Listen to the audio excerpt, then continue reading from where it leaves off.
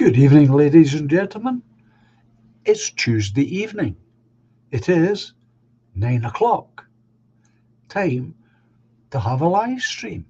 But first, as always, a little music. Enjoy.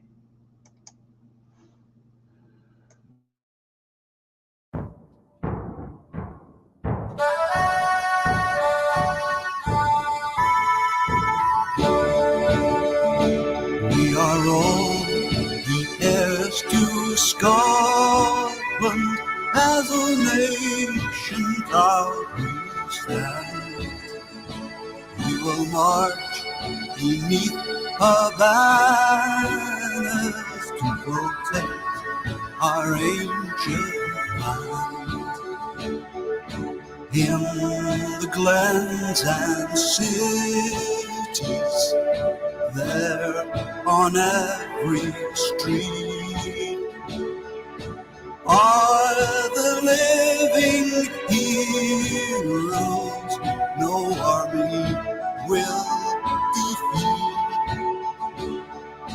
Let a flag mean freedom and not a battle drum. To the world we bid a welcome in 1,000 different ways. We will toast to long lost friendships as we build our better days. In the glens and cities, there on every street are the living heroes no army will defeat. Let our flag mean freedom and not a battle drum. We are all the heroes of Scotland. We're a nation hand in hand. We will march beneath her banners to protect our ancient land. In the glens and cities, there on every street are the living heroes no army will defeat. Let our flag mean freedom and not a battle drum.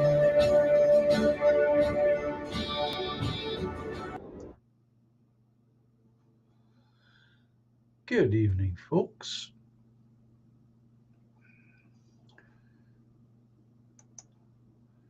Good evening, Julia,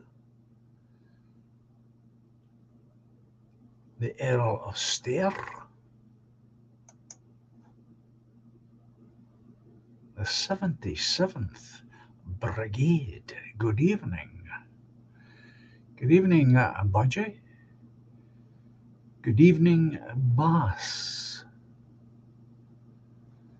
Hope we're all doing fine. Hope we all had a really good weekend.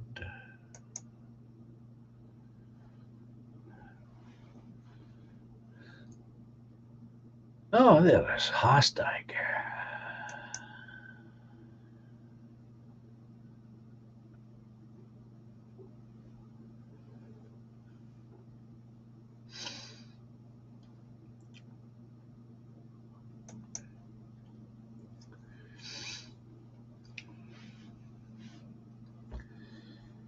Good evening to you, sir.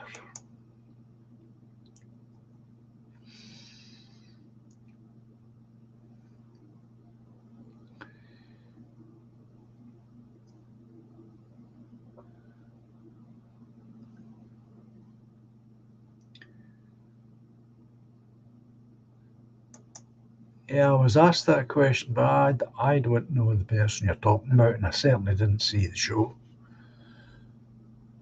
Good evening, Anglo.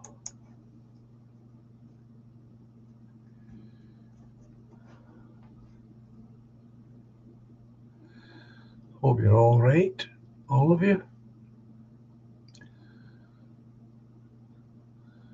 I was away. I was at the hospital this morning. Early appointment. I don't mind early appointments, except I've got to get up early. The advantage of early appointments, of course, is that once they're finished with you, you've got the rest of the day to yourself. So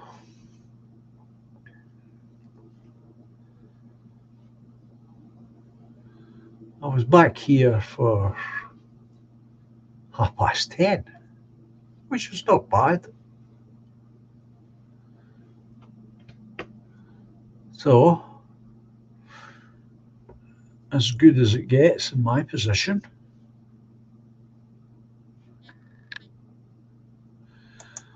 That's what we all need. All good here, says Hasdag.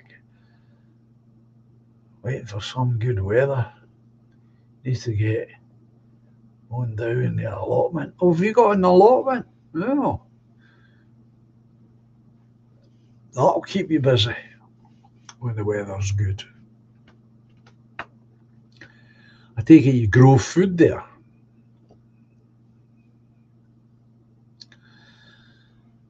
It's something I've never had any inclinations towards, to be honest. I don't really know anything about growing food or plants, really. I think I'm more of a typical.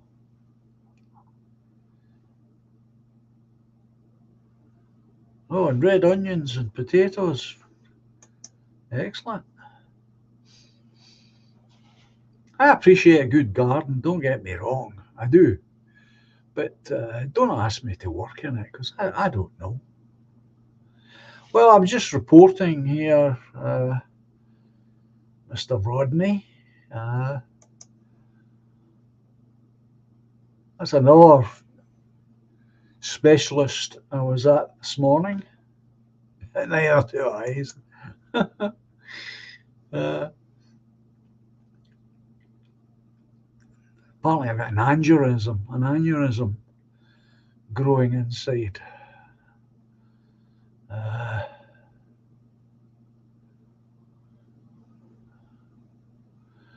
I like to see people working hard in the garden. I do. I love it. Love to see it. Could sit there all day watching it. I really could. Good evening, Doberman. So I got the all clear from this latest specialist.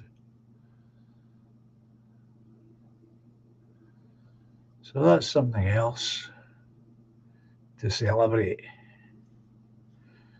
And I will be celebrating.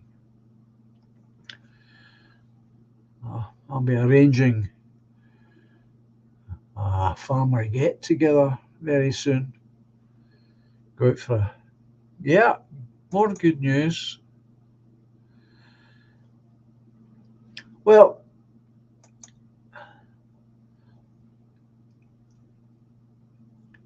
it's one of these things that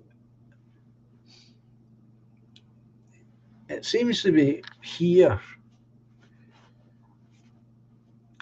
And if you imagine it's a pipe, imagine it as a vein, really, that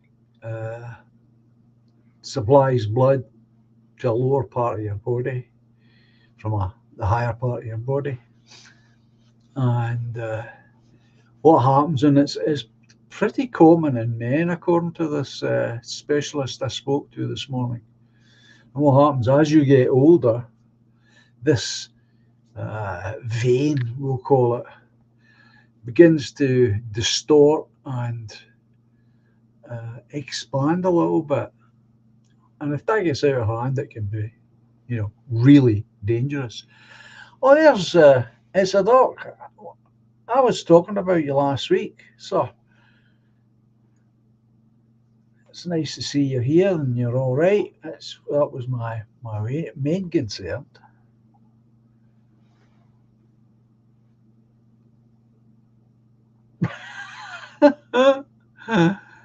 So it's all good news. So thanks for the support here, as always. I do appreciate it. So they're not going to do it. And this aneurysm less than 100. What is it, 100 to 1 that it'll do it. So they're more likely to die from an operation than the aneurysm itself. So nothing's going to happen. So that's two departments that have looked at the same thing, two different specialists, and they're both saying the same thing. So that's good. So what we're going to do, or what I'm going to do, is I'm going to get family members, my good lady Laura, Lorraine, and we'll go out and have a nice meal to celebrate another bit of good news. Get a date fixed up for that. But as I say, I do appreciate all the support that I get from you good people. I really do.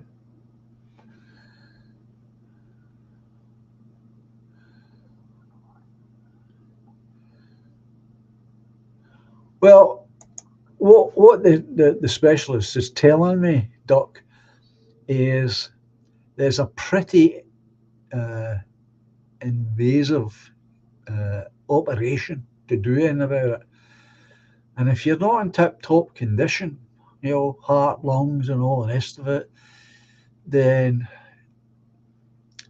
it's not a good idea. You're more likely to die from the operation than the actual aneurysm.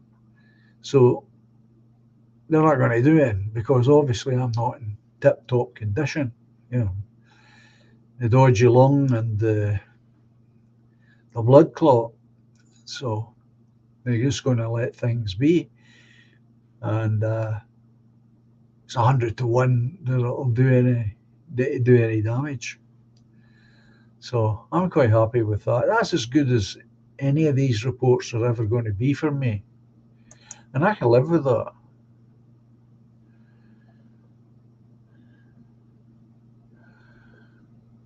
So depends on the aneurysm, Doc. As far as I know, and I don't know very much like yourself, there's various different types of this. You get them in different places, but they seem to be, according to this specialist anyway, it's something that seems to be more common in men than it is in women. And obviously, the older you get, the more prone you are to getting one of these things. Sounds as though, very simply put, as it was to me today, uh, a part of the body just gets out of shape, becomes distorted. It continues to function, but not quite as it should. But yeah, well, thanks, guys and gals. I appreciate the support. As I say, that's as good as it's going to be.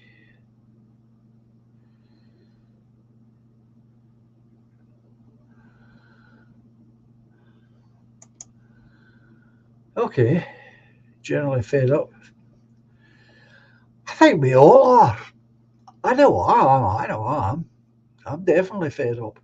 But I know what's causing it for me, I spent so much of last year not only in my own bed, but in the hospital. Oh, so I'm really looking. Well, I'm as well as I can be, Doc, and I'm grateful for that. You know, I can still function. I've still got my mind. I can still function. Uh, Once the better weather starts, I'll be able to get out, get a bit more exercise, get this leg hopefully in a better condition, and that'll be great. But we're all stuck in with the bloody weather the way it is. If I didn't know any better, I'd say somebody's controlling the weather. Oh, there's Miss Puddle Duck. Good evening, Jemima. How are you?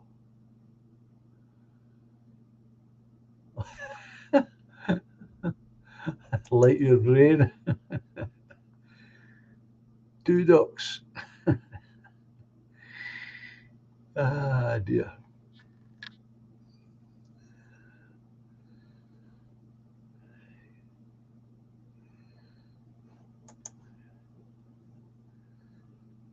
I've got to go.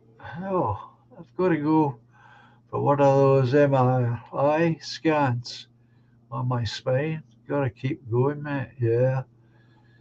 Oh, I've had a wee of them. Jeez, oh. Only thing, only good thing you can say about them is it's not painful.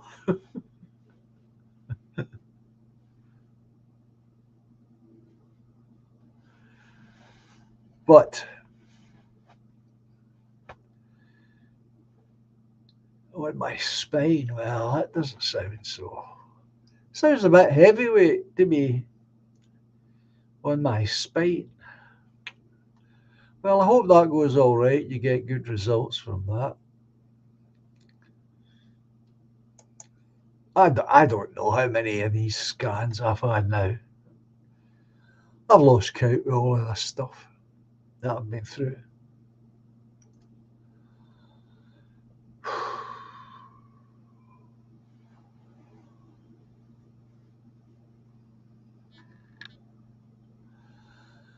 Oh, there's Carol.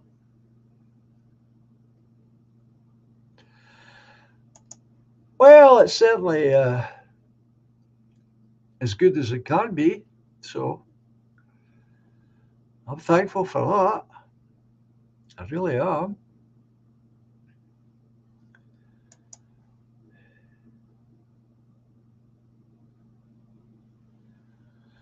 Oh, God. Same here, Jojo. Weather's been awful. Absolutely awful.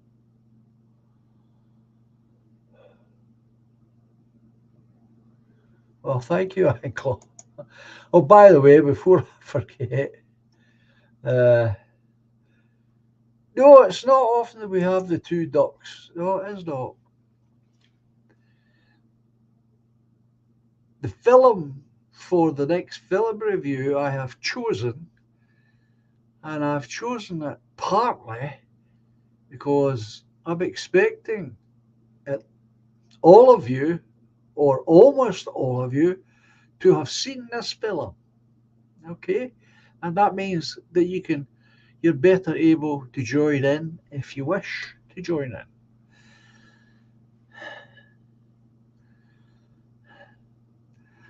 And the film I have chosen is Dracula, starring Peter Cushing and Christopher Lee. 1958, I believe, was a film. I was in a car that hit a big oak tree years ago. I think that was the start of my back and neck problems. Oh, God, it's awful. A similar thing happened to my uncle. It was a film. Yeah, it's Chris Lee, Peter Cushing. As I say, I picked it partly because I thought most of you, if not all of you, will have seen it, and if you want to, you can take part. Because I'm sure you'll all have something to say about it.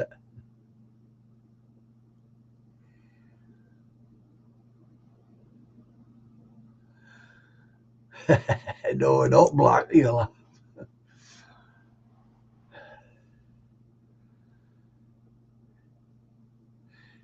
Yeah, my uncle was, he always got a lift from this workmate. You know, they paid him for this lift to take them home. They were up uh, Glasgow working the yards. And the car was parked. This was them leaving the yard at night, tea time. And the car barely moved, barely moved, just turned the ignition on, put it into first gear, started to move off, and another car hit them. And he got whiplashed.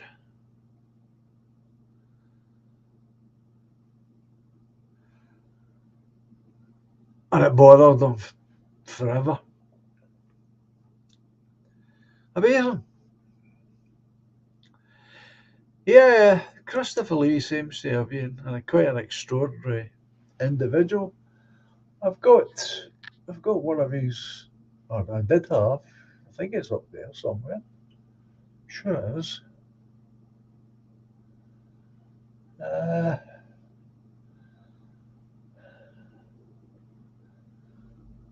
yeah, it's up there somewhere.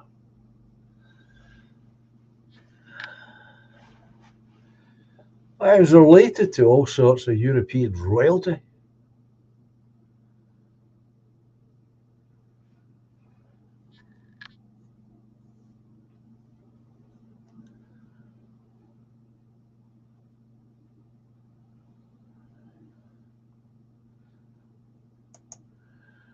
Well, that's what happened to my uncle.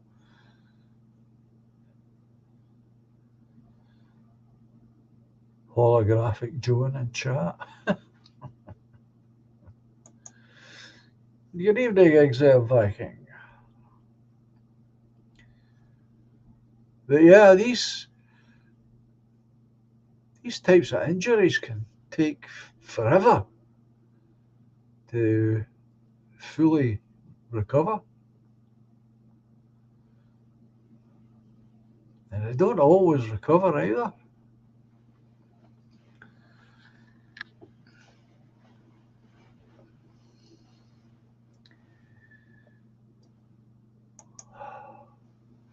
I think my uncle in the end uh, hired a lawyer and they sued the other car owner, which of course then became an insurance job. But he finally got a payment of some sort. I don't know how much he got, but he got a payment. So if you haven't done that, maybe that's something that you want to look into.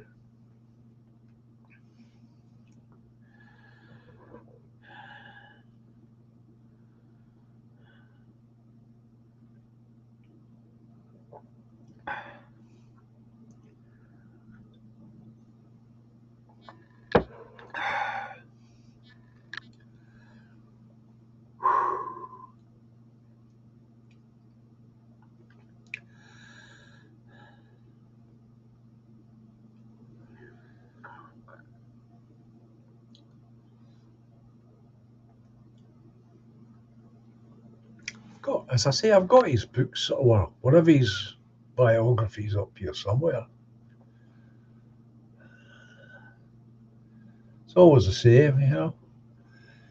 You never lay your hand on a thing when you're looking for it.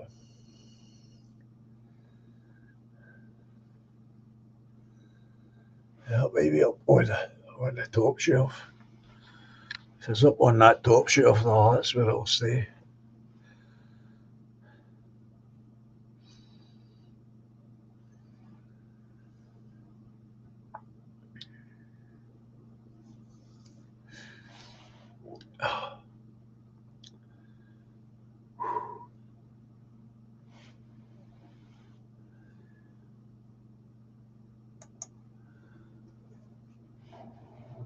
Nasdaq. I know what you mean, my friend. Pain comes and goes, trying not to take the medication they prescribe. Been using CBD products. They help too. I tried that myself with the arthritis.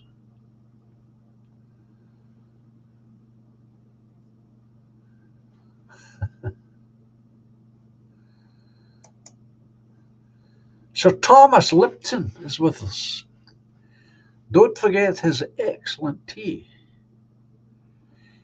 Get it in quarter pound bags. Oh, you used to get it in quarter pound bags.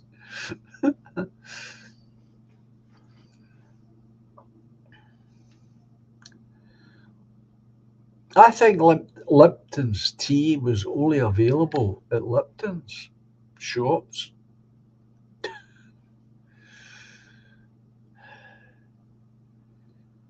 But yeah, I did try that CBD for my arthritis. I could never make up my mind whether it was a help or not.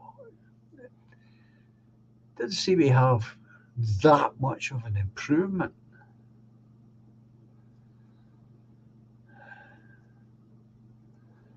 But then what happened was that the young lad that sold it to me, he had a he had a stall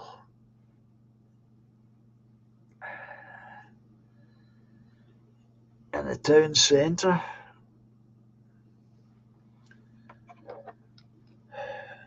and of course, the minute he set up his stall, the police arrived.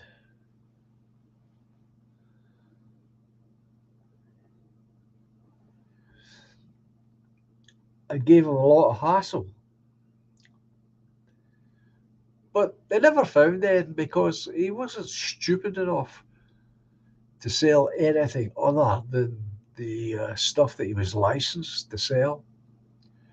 And I don't think that pleased the police very much. In fact, they couldn't get him.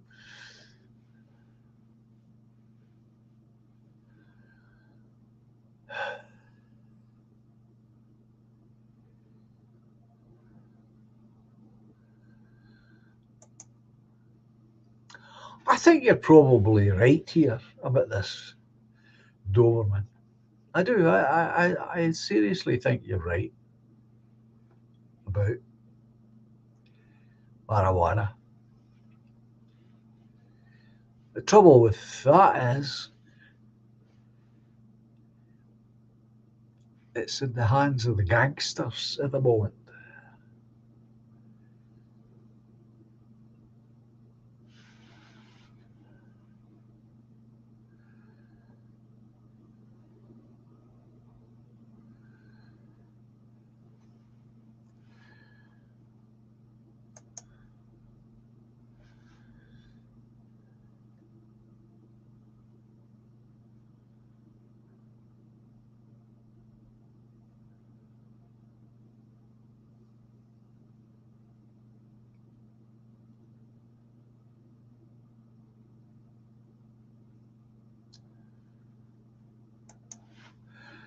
Well, that's something that's been rumoured for a long time.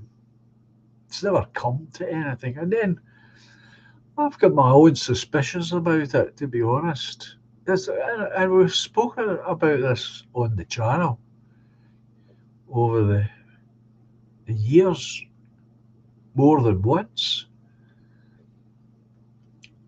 And I think one of the problems about taking it into control, I'm talking about marijuana now, taking marijuana into control, A,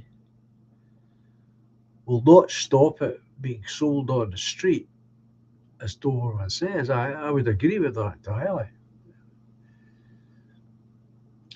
Which would mean then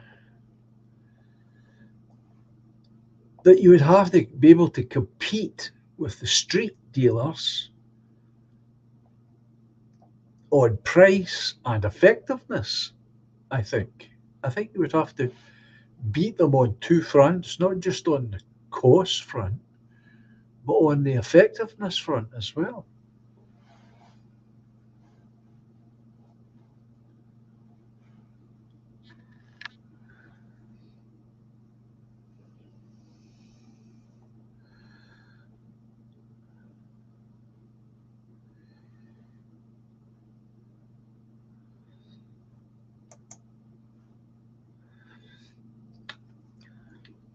Well, I'm not quite sure what you mean by that. They need to be our criminals. Do you mean in some sort of unofficial way that they would sell on our behalf, get the stuff from us, the government I'm talking about, effective, clean, uh, naturally grown stuff? If you give that to the criminals, they would sell it on the street, and the public who want to buy it would buy it from the criminals, not knowing where it came from. Is that what you mean?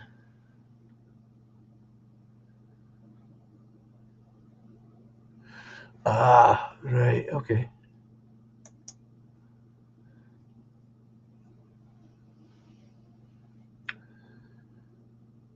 Doberman saying not really.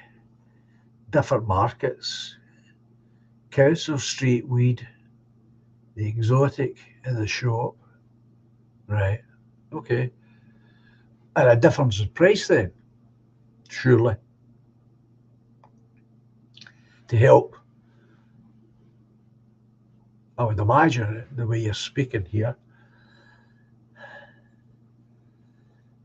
that the stuff in the shop would be cheaper but effective. Not cheap simply because it's not effective, but cheap because it's bought through the shop.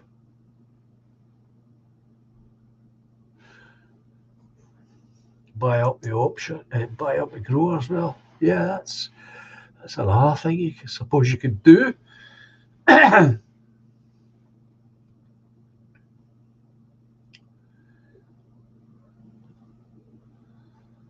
I haven't heard that, to be honest.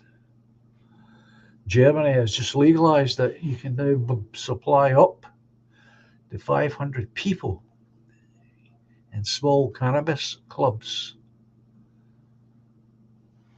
And Doberman's suggestion another way is to buy up the growers, get them working for the government, let them continue to grow, but the government then would get the product. Otherwise, law-abiding citizens, says Anglo, have to buy weed off crooks. It's all wrong. Well, that's right. I mean, I think the answer is if once you were in power, right? Let's start from that position. Parties in power. What you do is you get individuals from various countries who have already got legalized. Let's start with marijuana. Legalizing marijuana. They've already got that legalized in their country, and have a look at how they deal with that situation. How do they control it for the benefit of the public who use it, and for the benefit of the government who are going to take a profit cut on it.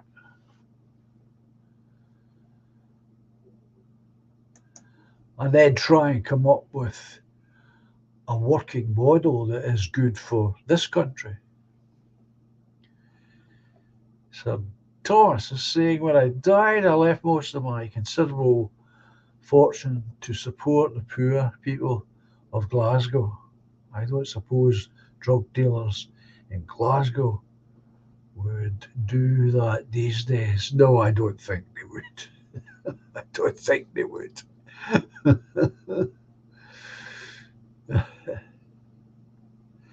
Yes, but you see that's the thing about those days, isn't it? Because back then, these individual capitalists like Lipton, like Cadbury,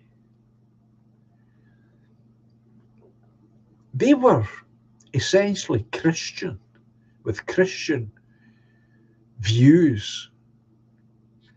And once they had become wealthy enough, whatever that meant, uh, they then became a different kind of person. They began to look for ways to share that wealth around rather than hoard it up.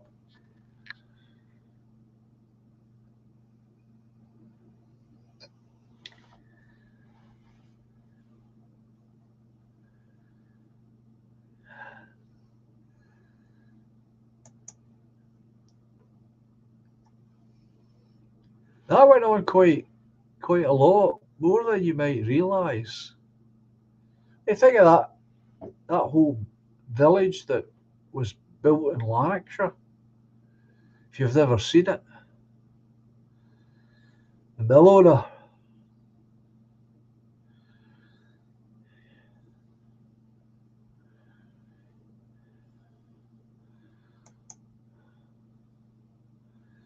think of the revenue legislation legalisation it would bring in.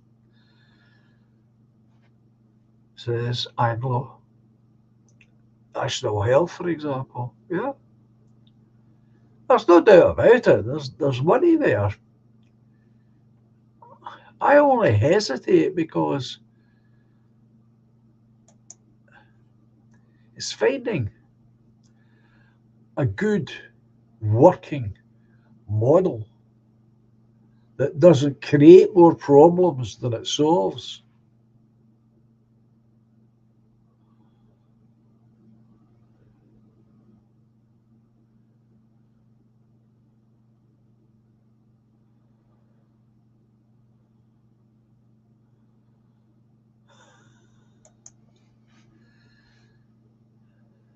I was, though, King bore for building our regime headquarters and staffs, security staff.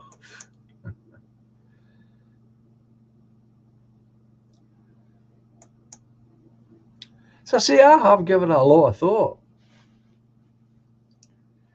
That's what I see. I see that if you could find a secure way to grow it, and then you can find honest people to look after the plants.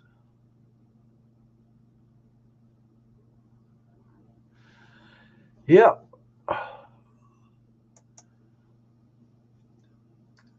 I'm aware of that, Anglo. The thing I don't know, and you might know, uh, is the details in how they deal with it.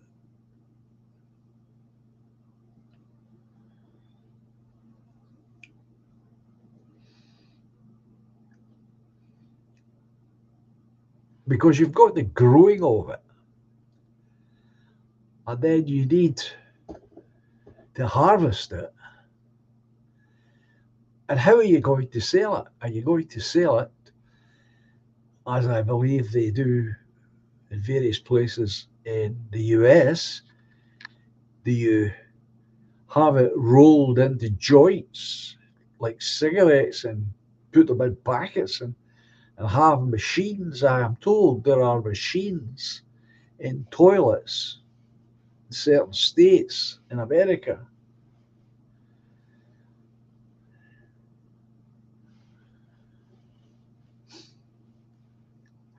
So it's like the old days with the cigarettes, and you get a carton of, well, not a carton, you get a packet of joints. Don't ask me how many's in it or how much it costs or anything like that. But this is what I've heard. Yeah, that's possible. I don't see why it wouldn't be possible to do that.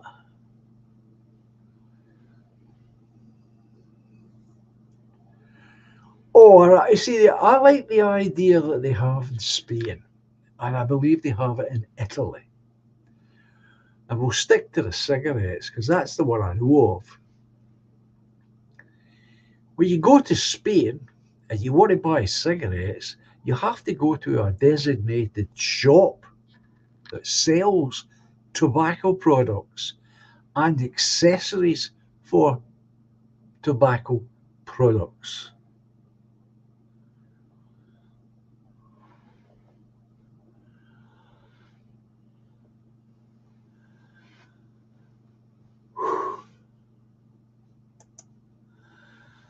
A lot goes out as edibles now.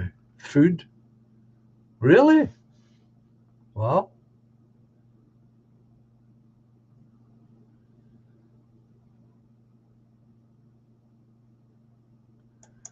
still illegal in Kansas. All right.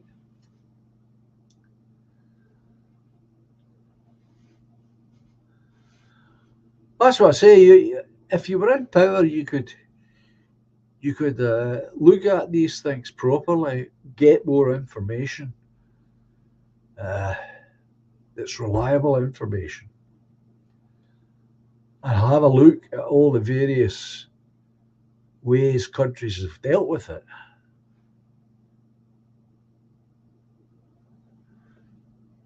Yeah, well, that famous case a good number of years ago now, where it was this granny type lady, a real granny, and she was growing her own. She was putting it into her fairy cakes, which I thought was great. Uh, but she was sharing about it to her friends who had arthritis and what have you. She get caught, of course. And of course, they took her to court, took her to the sheriff court.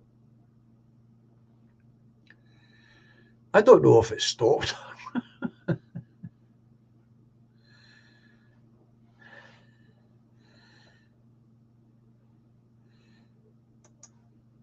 Do these sweets work? That's what I want to know. You saw that as well, yeah? I saw that on the news. Yeah, it was a few years ago, but there she was, busy in the kitchen making her fairy cakes, put the weed in. That was brilliant.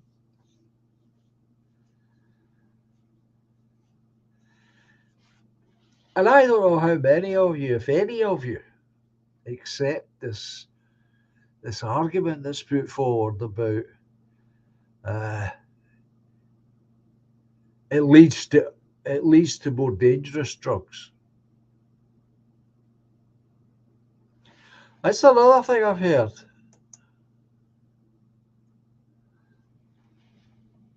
I've been sleeping better using them.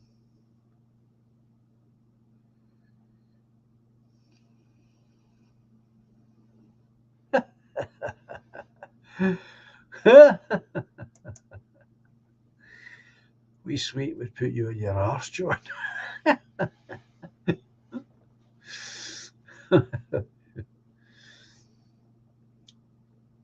See, I don't have a problem with that sort of stuff. You know, like sweets, fairy cakes, joints. I don't see how that presents a social problem. I really don't. As for the other stuff, yeah,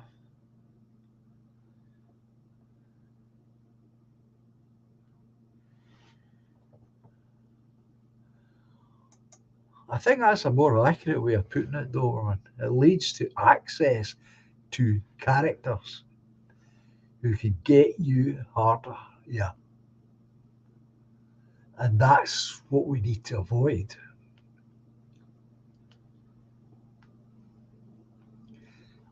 And that's where that control element comes in. Do you do that from a shop?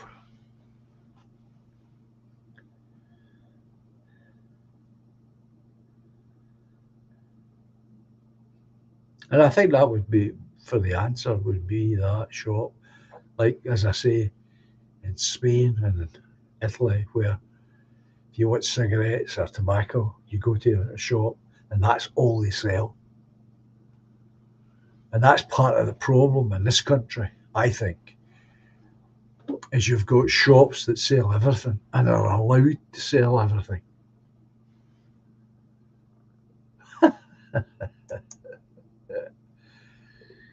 Motivational firing squad says Doberman.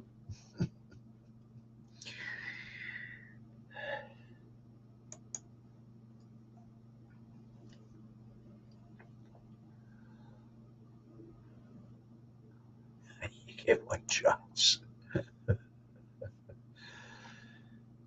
He says, that'll sort you out. Yeah, get one chance.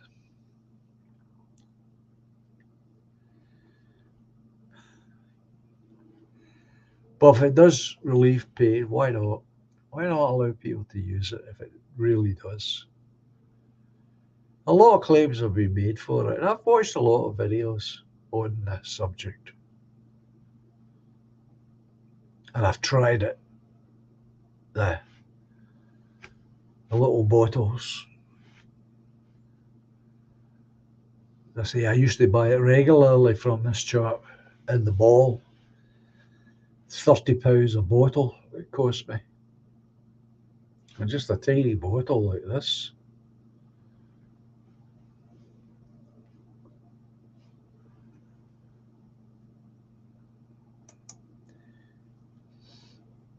But then, as I say, the lockdowns suddenly hit and he had to pack up and he never came back to the town. So I don't know what happened to him. Don't know what happened to his supply, but he was buying it from someone who had a license over in Dumbarton.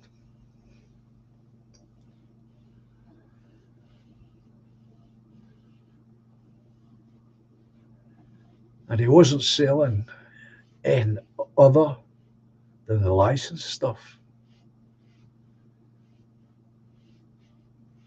Because he knew he was being watched. He always got a visit, at least one visit, whenever he was in the mall. And he would just come along, open up all his storage areas, and just rubbish their way through, as they do.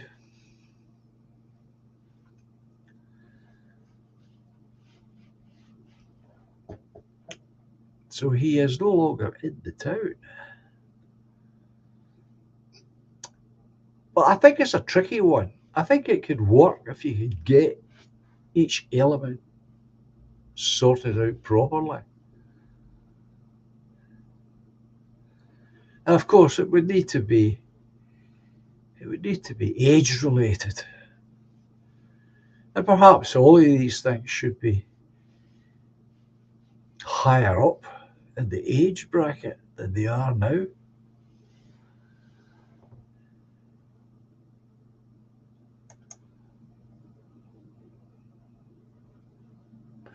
This is my argument, Anglo. That's exactly my argument. I've used this argument. Did God give us magic mushrooms, coca leaves, and cannabis after all they're found natural? This is my argument.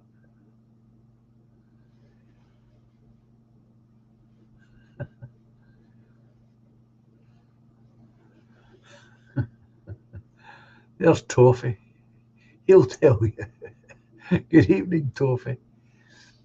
No, I agree. These things are found naturally. Why are they found naturally? Because they're there for us to use. That's my argument. I've always said that. So is aspirin. Aspirin's found quite naturally on the bark of particular trees.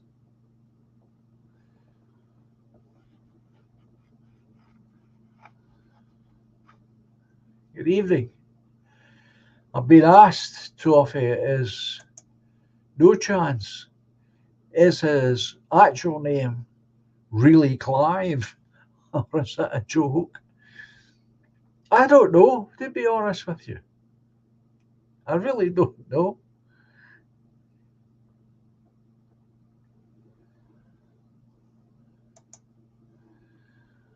He isn't selling online, but his supplier is.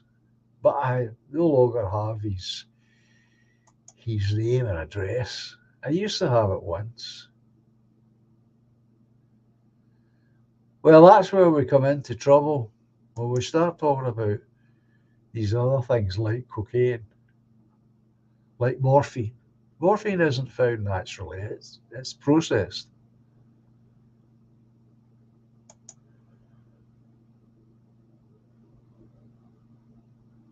I think you have to separate out the things like marijuana that grows naturally.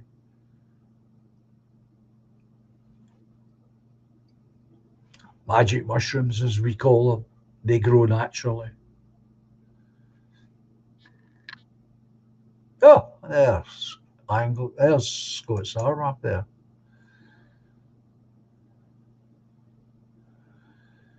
Good evening, sir. I'm being asked about no chance. Is his name really Clive?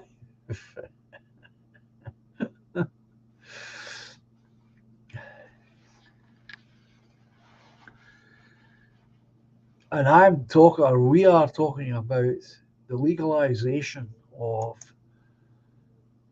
presently illegal drugs such as marijuana, magic mushies. Well, there's the answer. Scott's Armour's telling you it's Clive.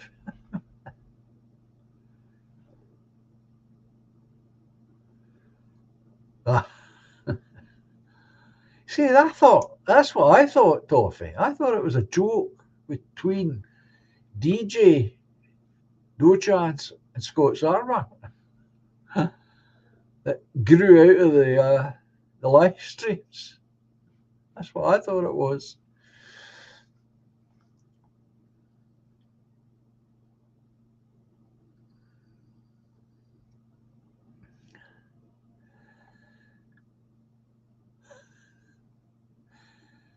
I'm sure somebody uses it.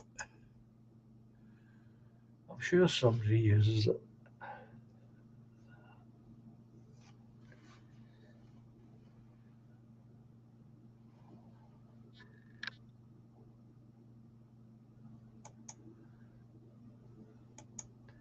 Bass is saying, and I never heard this before, in Peru and Bolivia, they drink coca leaf tea to quicken body and spirit for several reasons. For instance, feelings of hunger. That's a new one. I haven't heard that one before.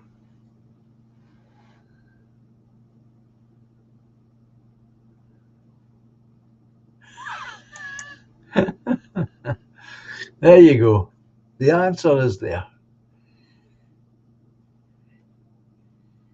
It's a joke between the three of them that seems to have gathered some momentum among the wider community.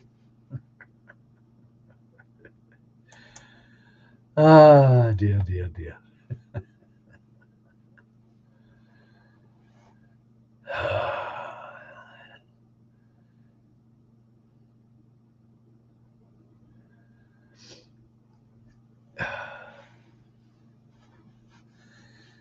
So, anyway,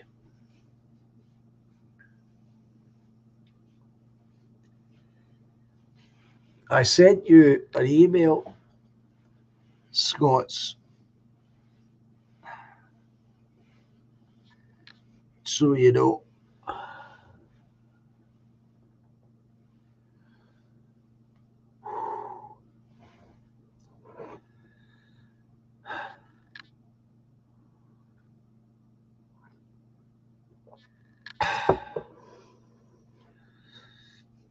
I don't think there's anything wrong with the name Clive.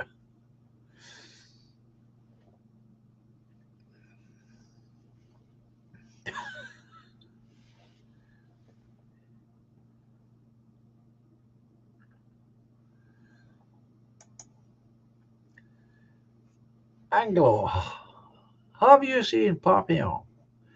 He chewed cocoa leaves to outrun razzers who were after him.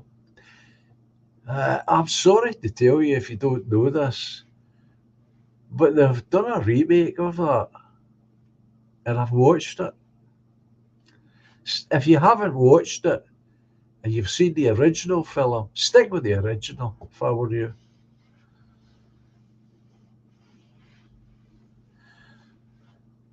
That seems to have a bit of a killer in the USA, that fentanyl. But that's not natural, that's something devised in a bit of a laboratory. That's the difference. I was talking about things that are found in nature, like marijuana.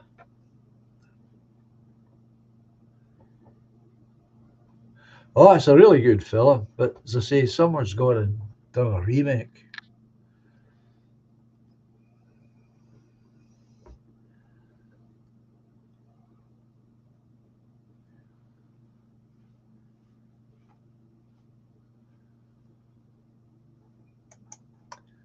I didn't know that either. There's lots about drugs I don't know. I'm not very knowledgeable about drugs. It's the honest truth of it. Processed, of course, as bass, just fresh from the lower areas. Of course, plants growing in colder climate produce more of the cocaine. I'll take your word for that. I have no idea. No idea whatsoever.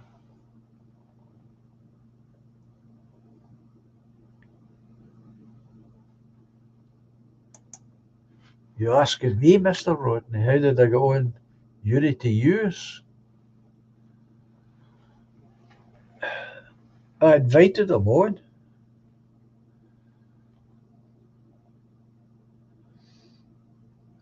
And he came on.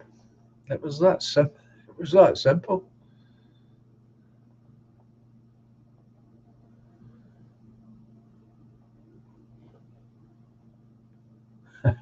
Sex, drugs, Reich, and roll. As a young lad. That's a good one. Not heard that one before. Quite original.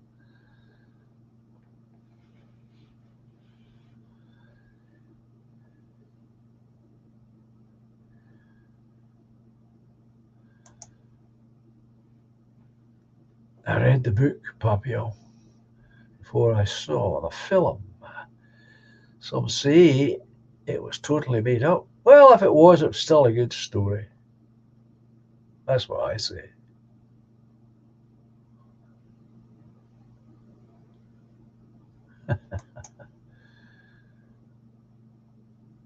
Toffee's saying our Bass will know all about drugs. He's Dutcher after all. Have you got, Toffee, have you got a new dog by any chance? Or is it just, it appeared on my playlist? I thought it was yours. The dog had something to do with you.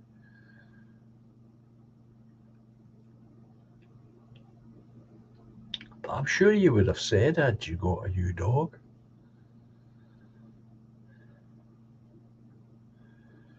Because I know you've got a few.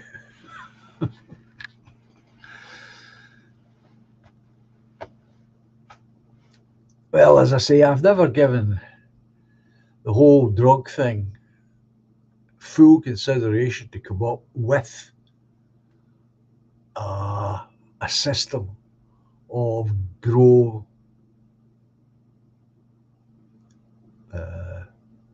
gather, and then eventually distribute and sell. Oof. Holland and Belgium are the coke capitals of Europe, says Anglo. You can keep that stuff, do we?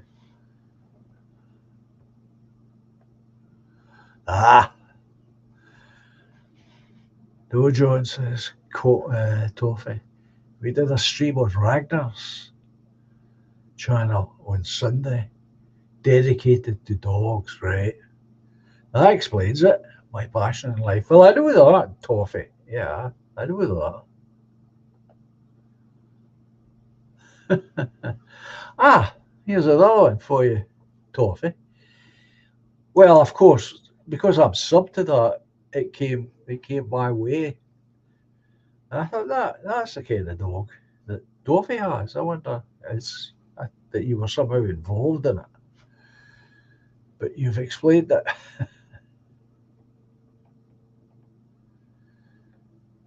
But here's my second question, Toffee.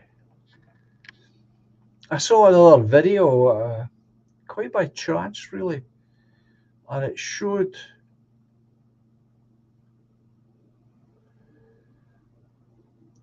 Liverpool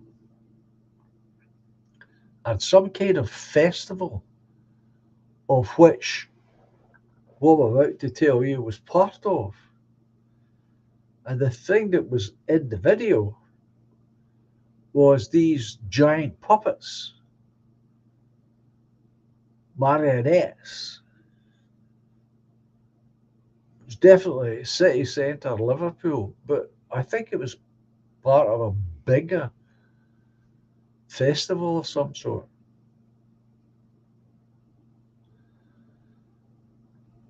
Is that something that still goes on? Do you know anything about it?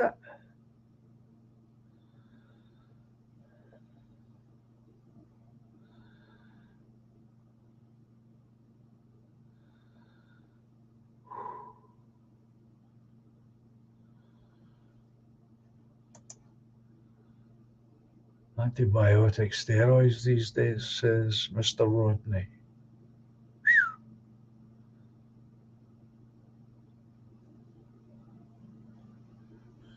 Are there any drugs that could increase my penis size? I'm sure you don't actually need any help in that direction. I'm sure you don't.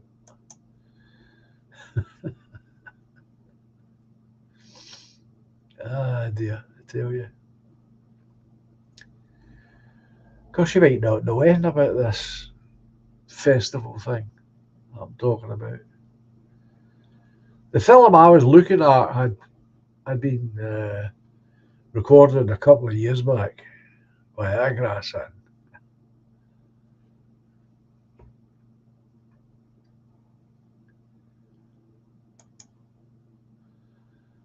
I was just curious.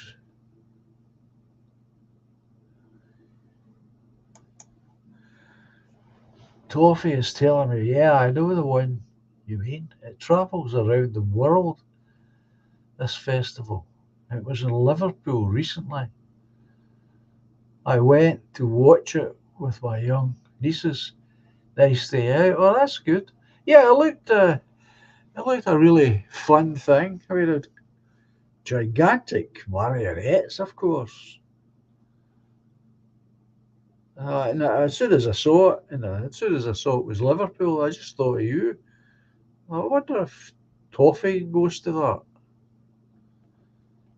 So it'll be one of these things that'll be back, but it'll take a few years before it comes back to Liverpool. Yeah, it was like years and years ago we had the tall ships up here. What a day, or what a weekend that was. Of course, they weren't here just for the weekend.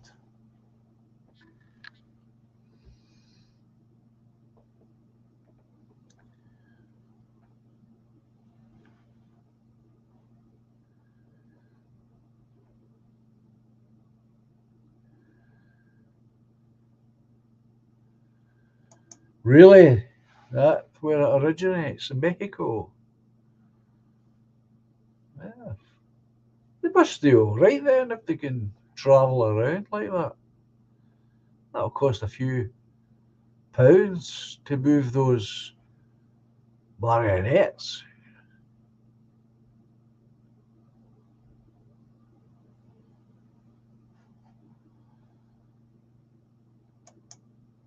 Amazing. Amazing what some people do.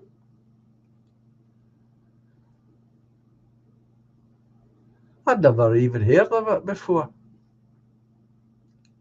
Obviously, I'd never seen it. It's the same as that tall ships. They do the same thing. They move around the world, country to country, wherever they could get support and docking facilities.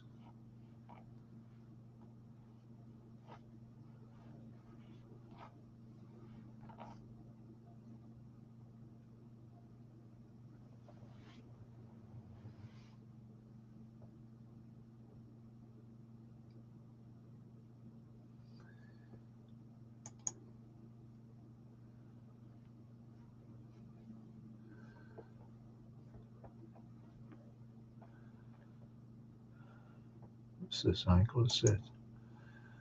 I snorted an unholy amount of coke, says Anglo, pleased to put it behind me years ago. Well, at least you put it behind you. At least you know what that is all about.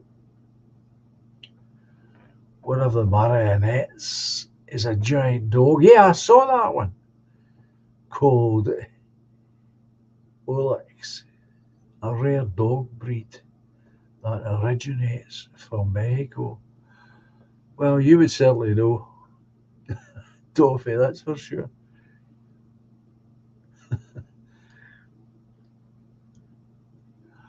Well, you're a braver man than I am, Anglo. I just wouldn't touch that. Not knowingly, obviously. As I've told you before, I think unknowingly I was once fed LSD.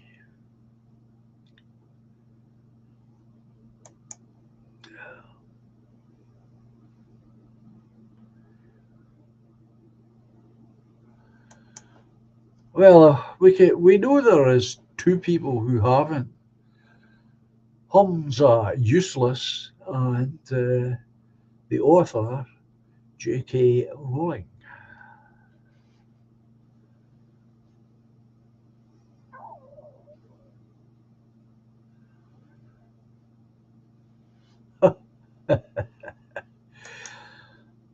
It doesn't, as far as I know, I have never used it, never needed to use it, and I don't say that as a boastful thing. uh, I think it's simply to encourage the erection itself. It certainly doesn't extend the length of the penis.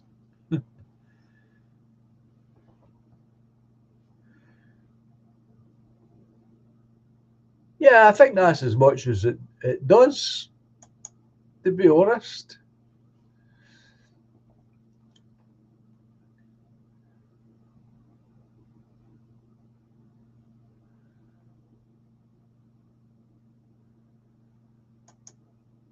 No, I was on stage at the time.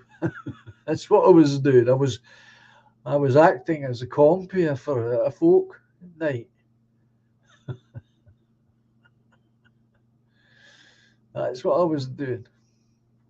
Somebody obviously thought this was funny. Anglo-Saxon is a king of a man. He's honest to a fault, and I'm proud to call him a friend of mine. A lot of good people, as you well know, folks. Our side is made up of good people.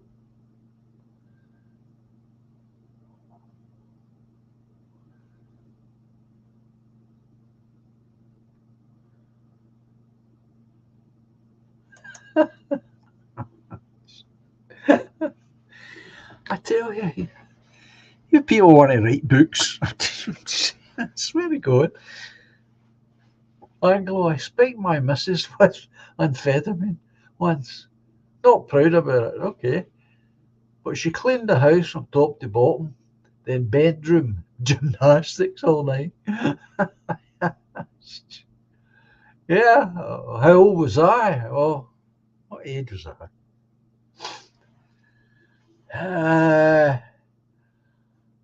Let me just think for a minute there. What age was I when that happened? Oh, wrong one, up there. What age was I? I was in my early 30s. This happened. Helen was pregnant that night. I mean, she was still pregnant.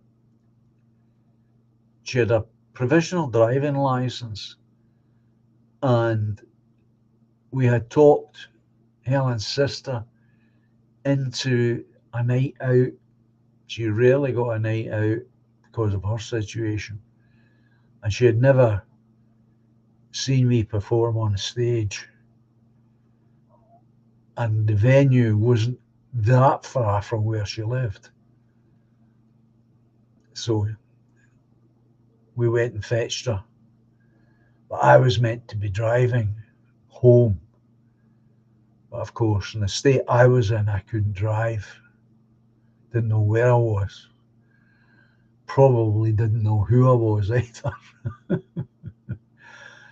And poor Helen had to drive us home that night. And she did.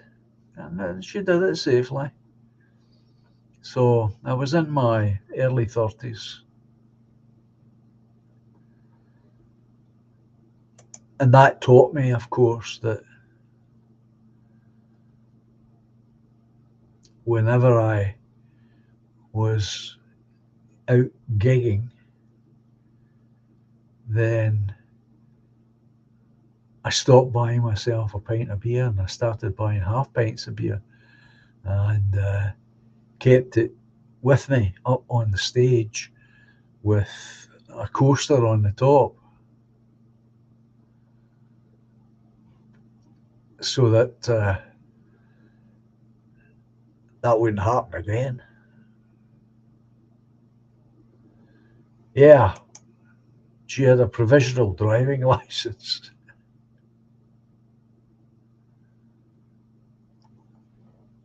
Oh, I mean, she was learning to drive. It was just, there was no other option to get home but for her to take the car because I was in no fit state.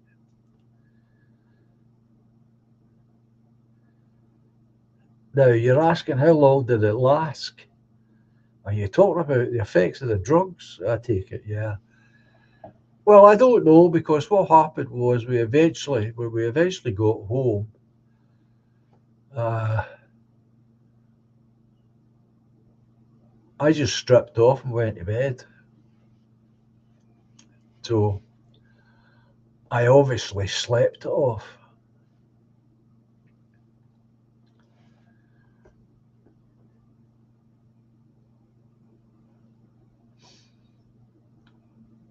But obviously, when I looked back on it, I didn't like the effect.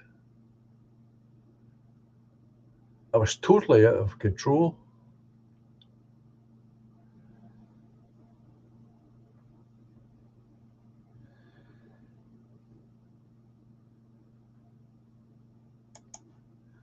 Nope. Well, there was plates already on the car at that time because she was learning. You see, uh, and any time we were going out, uh,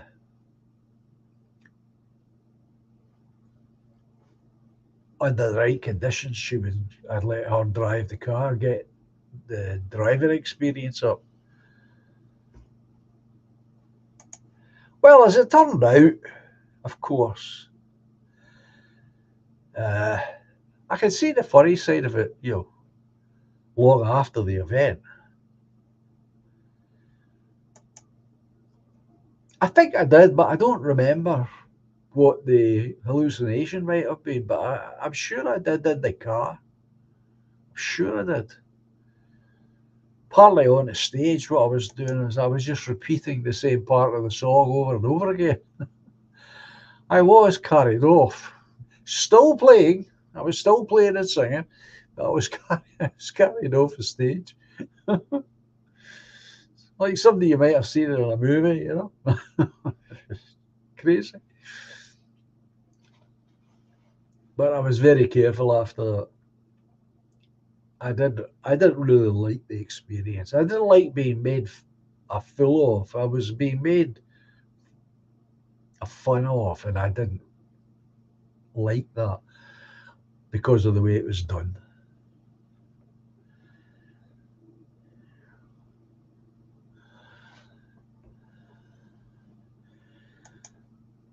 You'll mess your mind, says Norman. With LSD, if you go full Pink Floyd, like, said Barrett.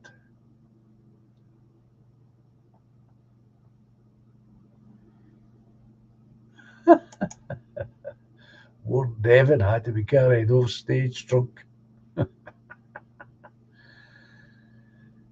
Well, that's my story, how that. That's what happened to me. So I was a lot more careful with my alcohol in the folk clubs. But that's all I ever had. I would only ever have a pint of beer. Sip, sip, sip all night with it. And especially that night when I was simply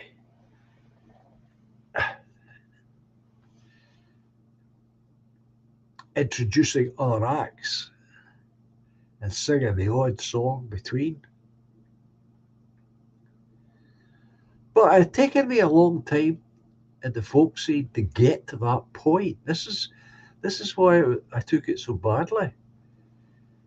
You had to do a lot of freebies in the folk scene to get yourself to a position where they would actually pay you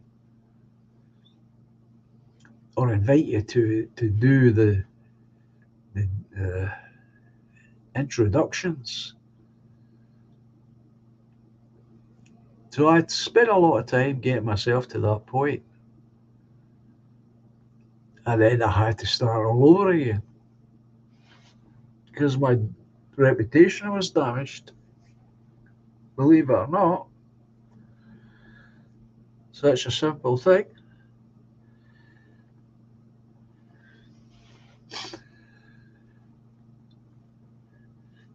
I got over it, started again. Didn't take me as long, of course, to rebuild the reputation. Once I explained to a few people who were organisers in the folk scene at that time what happened, they were quite sympathetic. So it didn't take forever the way it had originally taken to build up. It's just like YouTube, I suppose. You know, people have to get to know you and trust you, accept you, and then they'll listen and take notice of what you're doing. As I say, it's a bit like YouTube. Difference being that on YouTube you've got to be yourself.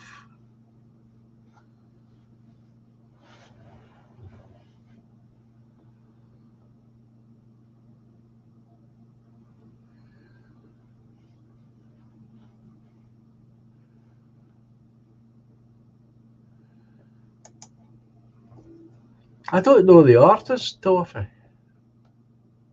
Oh, you're not asking me, of course. Just as well, because I don't know that person.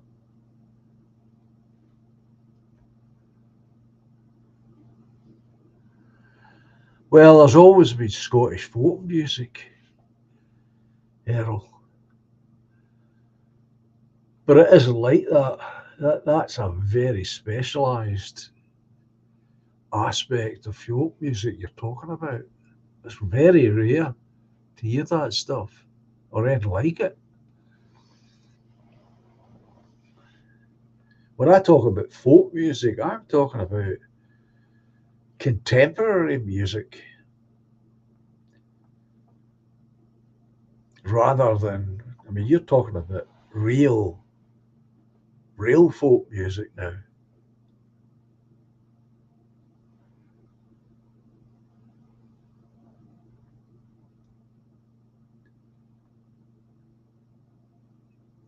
I've never heard any of that stuff when I was involved in the folk music scene.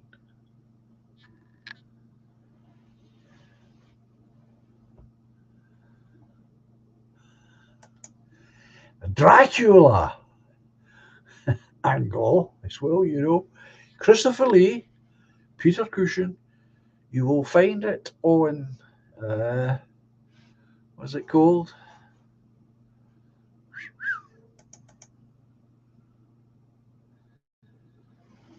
Uh, Three Couch Tuna. I don't have a link for it, but that's where you'll find it.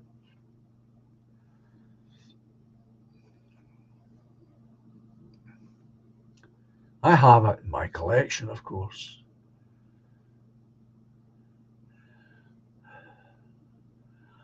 I think Anglo, you're referring to the Dracula movie with the black actors in it. You'll find it there, that's for sure.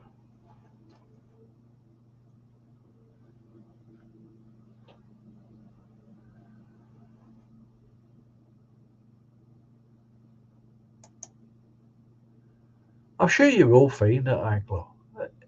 It shouldn't be hard to find. So say that's one of the many reasons why I picked it, because the horror, the what do you call it?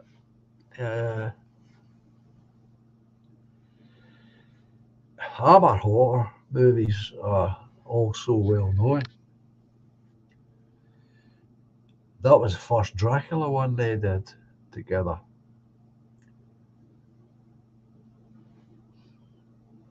So it'll be there. So, Mr. Toffee, how are your dogs? Are they all fine and healthy? I hope they are. I'm sure they are.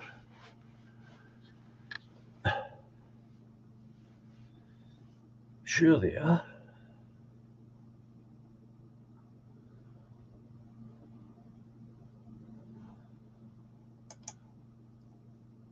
Ludwig, good evening.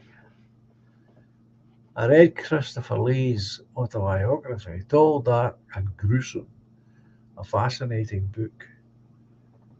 Great bloke. Yeah, I've got it somewhere on my shelves. I just don't happen to see it at the moment, but it's up there somewhere.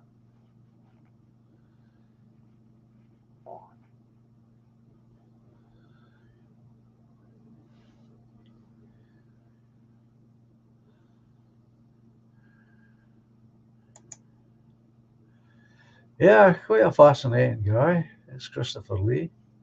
Don't you start, Toffee, Blackula. 30 acres. Ludwig has got 30 acres, he's saying. Well,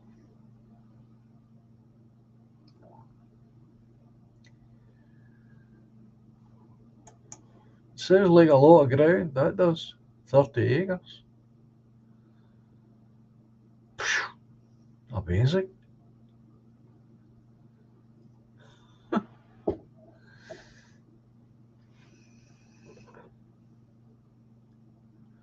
Good evening, Robert.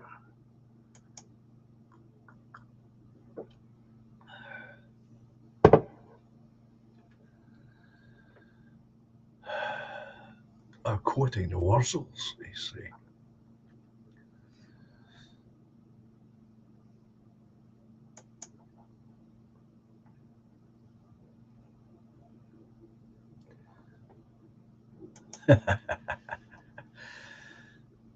They're spoiled to death, as it were.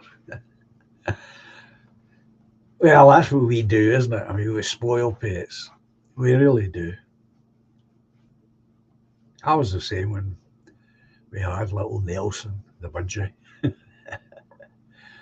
What a great wee character. Amazing. Break your heart, though, when they die like that. Got buried out the back, of course, in his own. He's got his own little chamber. But yeah, broke my heart.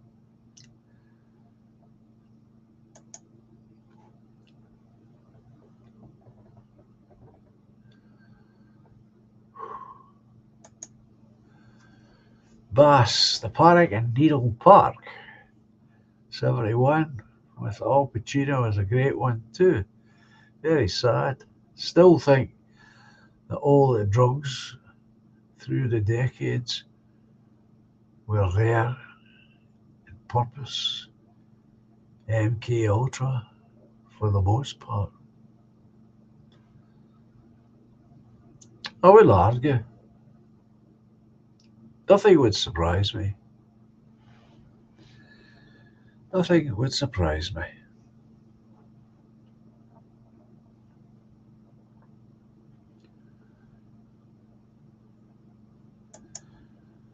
Well, you take care. That's Dick. And we'll see you hopefully on Friday.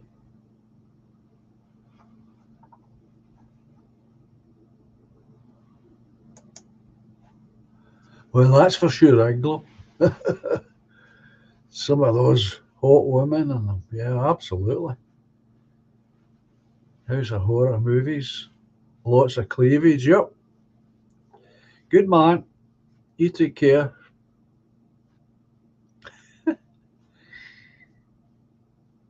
Oh, there's Sir Thomas Aquinas.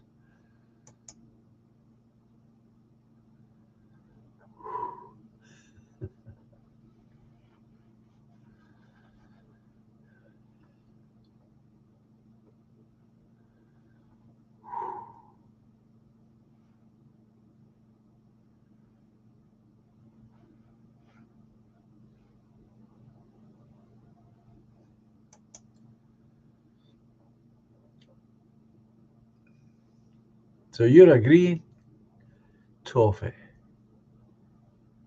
Drugs were introduced on purpose to plague our nations. Well, I knew that's what you meant, purpose. You know, I've never considered that. They say the same thing about rock and roll and sex, drug, and rock and roll. They say the same thing. That these things were deliberately put in to societies in the West, purposely.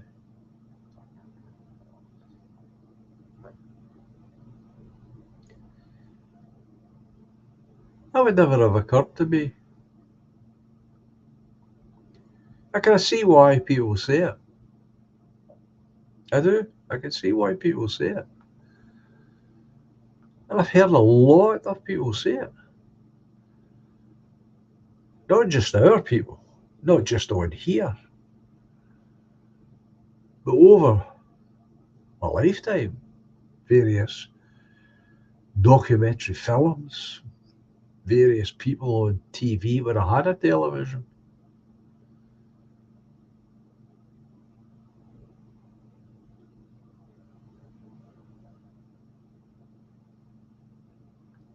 As I say, you can see why it's put out there as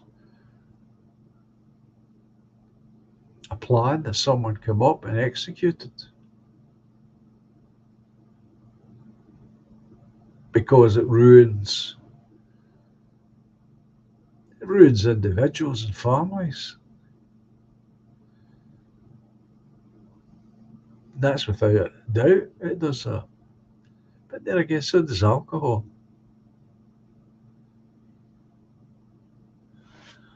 Well, that's what I like to think as well, Anglo.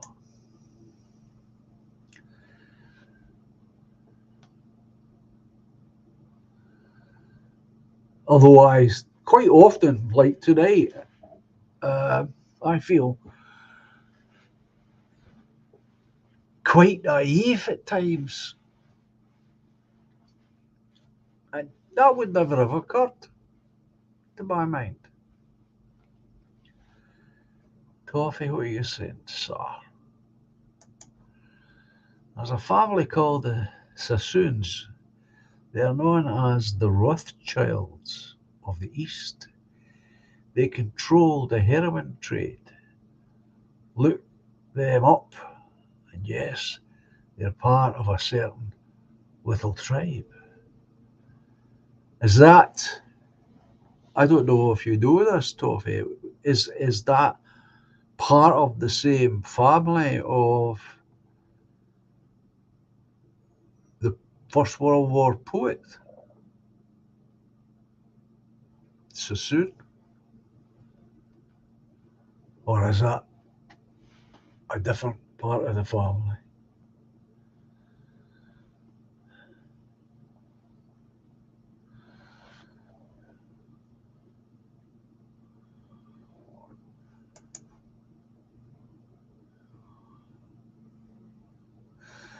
Errol said our society started to fall apart in the 1960s. Well, that's my era. So what what can I add here? With the whole free love movement and the increase in immigration, that's when it all started to go wrong, in my opinion, says the Errol.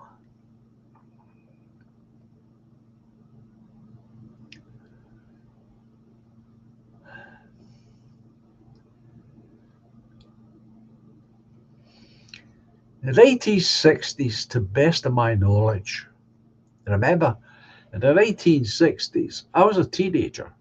Not only was I a teenager, I was in a pop group, my pop group. So we were on the stage, we were doing the thing to pull the birds. And I can assure you, we were never approached with the idea of buying drugs. I can tell you that. I can also tell you that in this area, uh, you dropped a hand on a woman in this area back then, you're likely to get your face slapped. Or if you were lucky, they would just, push it away. So, and I'm not saying that you're wrong because I know you're not. I know you're right. What I'm saying is that whole free love and that immigration thing that you're talking about was more of a city experience, especially London.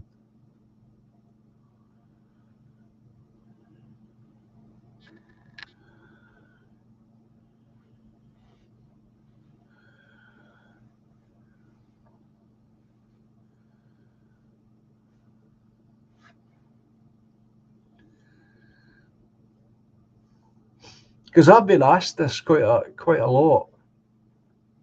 The older I've become, the more I've been asked about this, especially when people find out that I had my own pop group and it was reasonably successful on a local level. And I have been asked about it, about drugs, about women, about sex.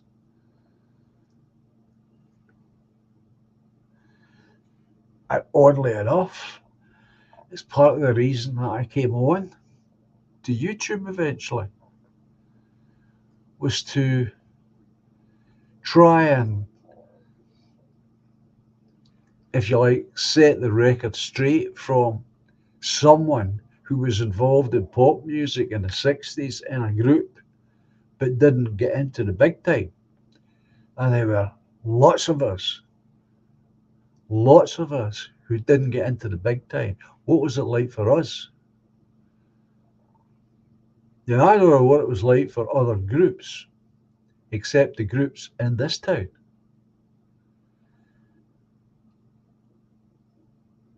And in this town, there was a few people, a very, very small number, less than 5, I would say. 6, okay, we're generous, we'll say there were 6 people in the town who took jellies was the thing, pills, purple hearts they were called.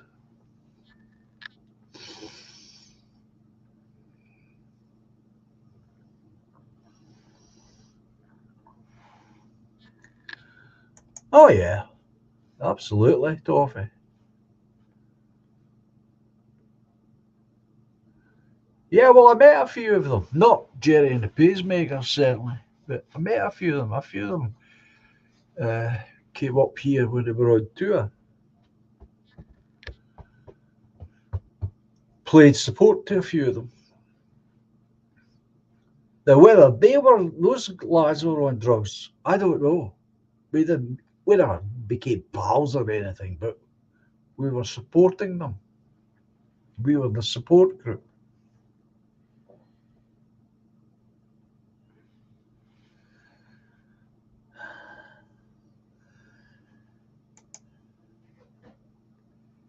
So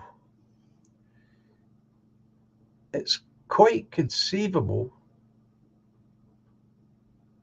that in the towns, in the cities rather, uh, there was lots of drugs going on. It was reported on news reports all the time. But it was always the big top liners who were being named: the Beatles, the Rolling Stones. These were the people who were being named as being involved in the drug scene. Donovan, Dylan.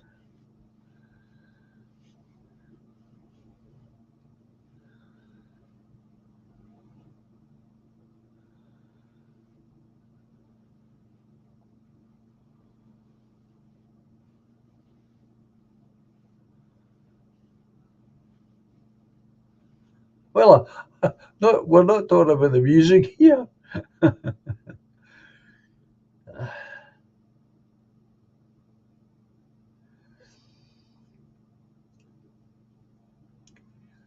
Because there is a lot of mythology attached to that era.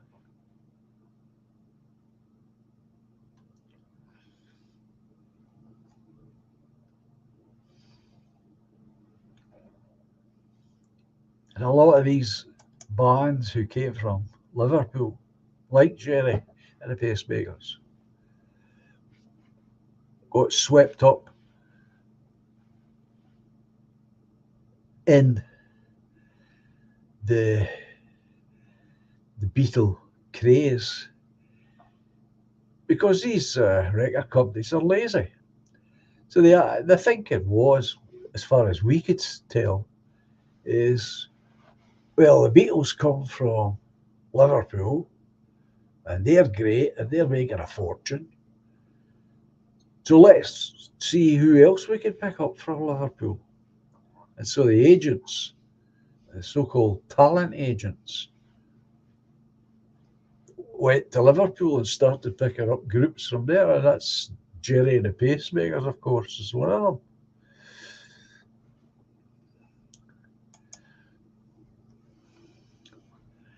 Up here, we used to talk about the Clyde beat,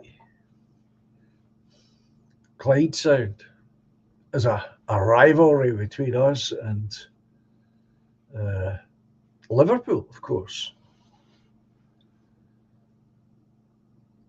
But it never came to anything up here.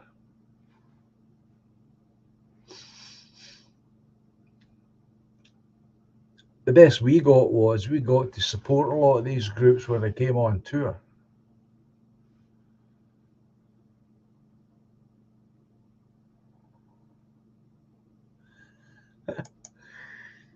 I bet John had money for nothing. And his chicks were free.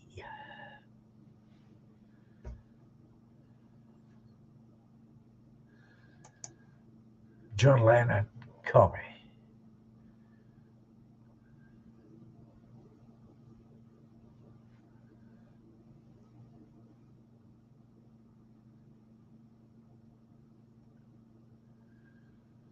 Well, yeah, I mean, it was not just the fact that he was a Jewish man, he was a homosexual, of course. And I've often said, although I have no evidence to support my view, it's just my view, that John Lennon paid the ultimate price for the fame. He's the one who went to Spain with Brian Epstein.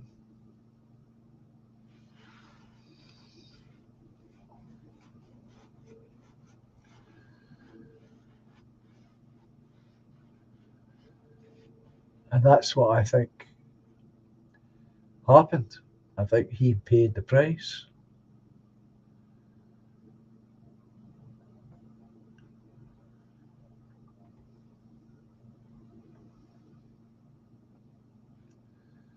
Oh, they're very much woven, Toffee, as you well know, into Liverpool now. The Beatles are part of our culture here, absolutely.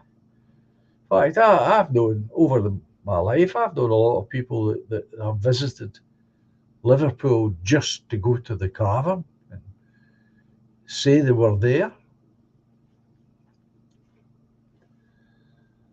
I've been walking through town on many occasions, and a busker is singing Hey Jude, and every passerby sings along with them. Quite a lovely experience, really. Yeah, I bet. I'll bet. And I've heard that a few times as well.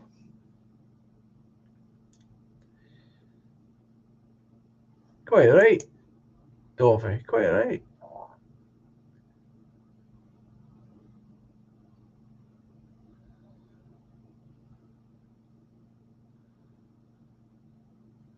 George Galloway. Well, he he's brought a lot of hope to working class people. Now, I'm not talking about the content of his policies. I'm talking about the fact that he took on the establishment and won. And that's the bit that we have to remember.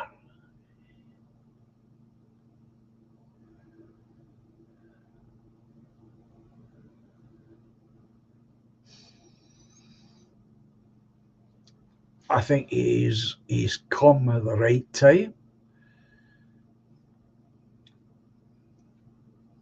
I've been scratching my own head trying to figure out a way of how my party can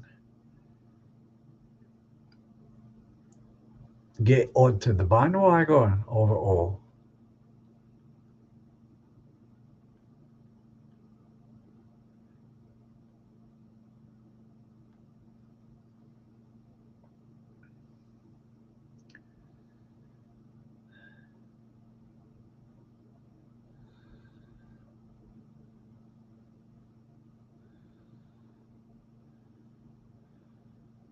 But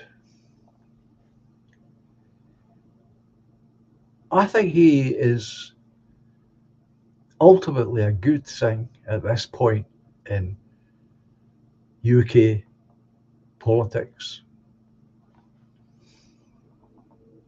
I'd like to see the People's Party getting somebody in either Edinburgh or Westminster.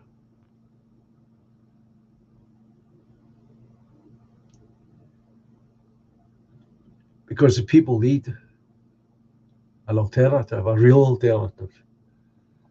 As I say, whether or not you like his brand of socialism, which it will be, is neither here nor there. He frightens the bejeebers out of the establishment, and that's the good thing.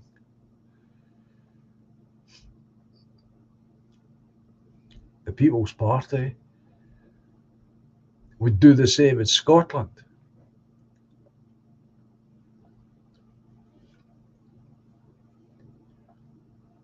I'm going to plough ahead and produce our booklet with some of our policies in it.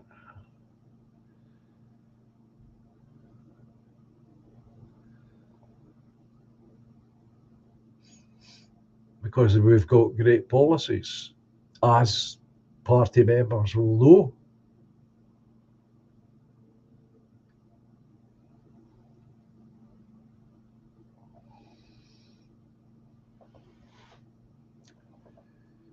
I never got to see your city, Toffee. I never ever got that far.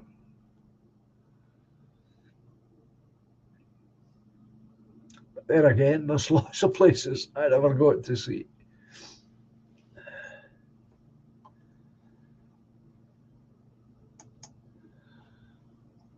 And I've often thought about that. If I'm right about the price that John Lennon paid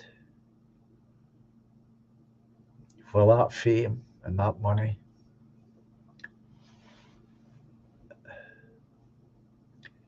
could I, given that chance or that possibility, could I have made that decision? Would I have made that decision? I'm not sure that I would or could.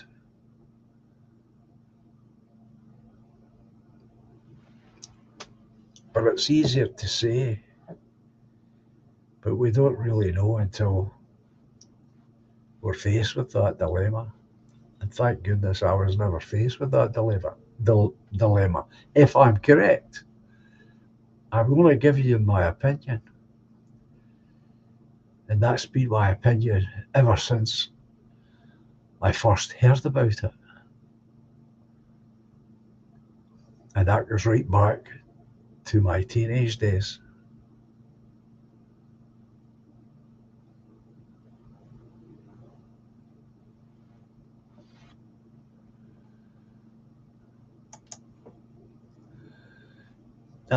Some things are sad in life, Bas.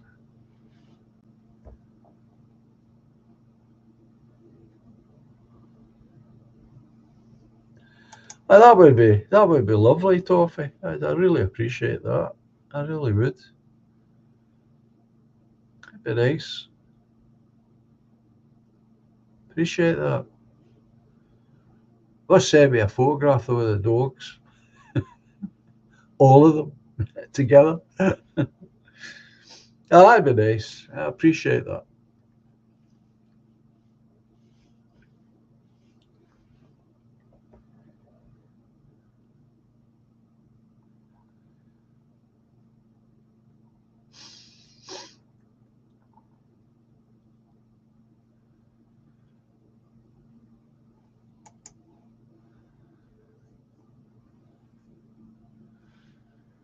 Gotta give it to my cat, says Ludwig. Brilliant bass lines. I've wrote a lot of exceptional melodies. Eleanor Rigby, and She's Leaving Home are such sophisticated moving pieces for someone in their mid-20s. There you go.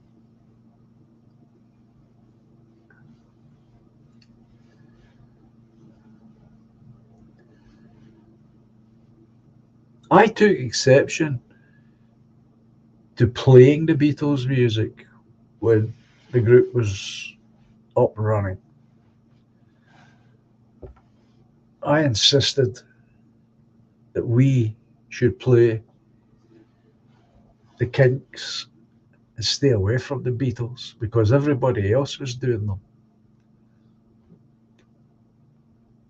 And I wanted our group, my group, to be different.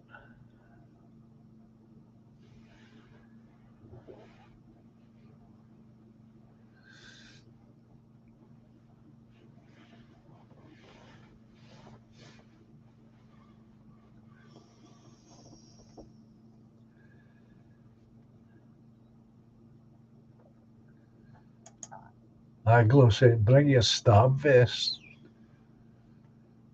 Surely it isn't that bad, is it? Toffee. Liverpool Town Hall is the most striking Georgian era building in the country. It's incredible.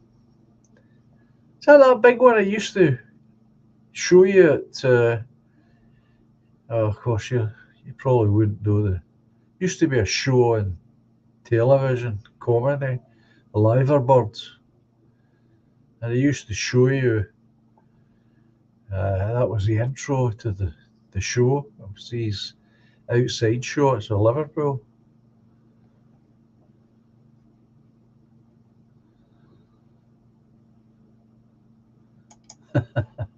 Julia, our town hall is on a slant. It looks as though it was built with adobe bricks, mud bricks. Oh dear. Cover that one, Julie.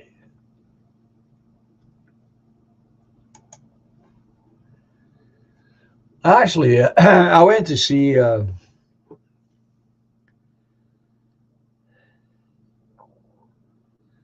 what's his face when he came to Glasgow eventually.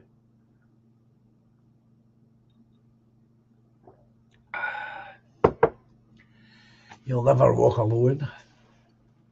It was very, very good, I must say.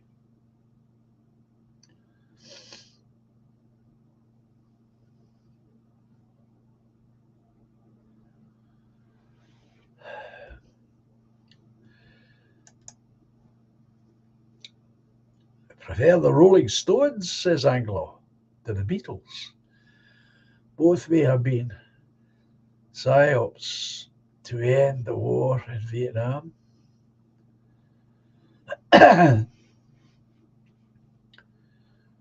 Oh, I don't think they had much to do with ending the war in Vietnam, to be honest, Anglo. I think it was more a question of Americans getting the shit beat out of them.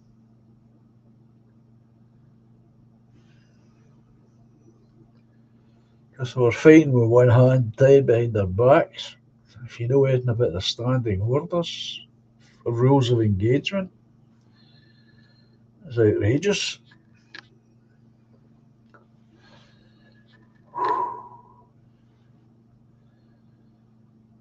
Yeah, there's a lot of music talent. There still is a lot of music talent, not just in Liverpool, but all over the country.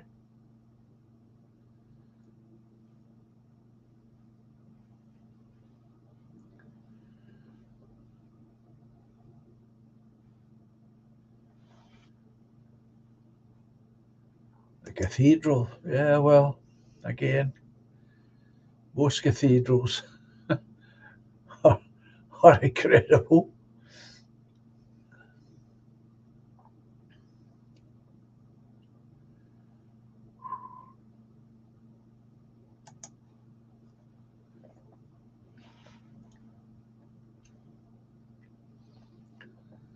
Yeah, so towards the height of Beatlemania, I went on a Beatle strike.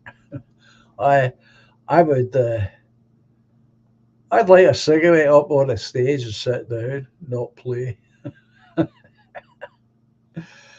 The rest of the guys were not amused. But I hope you see my point. I mean, all the other groups were doing their stuff, most of it. You know, I did loads of it. It wasn't just one song. It's just loads of it.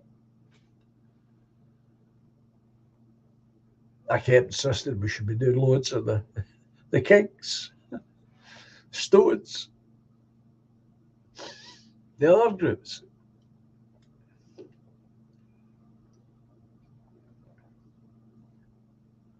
So anyway, in fact, there's still lots of people from this area, Toffee, that go to visit Liverpool because of the Beatles. I wonder tell me how you feel though. I know you're proud of your city and your heritage, and so you should be. But let me ask you a question. How do you feel about this museum dedicated to black slaves? What's your thoughts on that? Because I know that wasn't always in Liverpool. That's been added. Been there a few years now, of course. What's your thoughts on it? Does that upset you? Do you think it belongs there? Should it be there? I'd like to know what you think about it. I really would.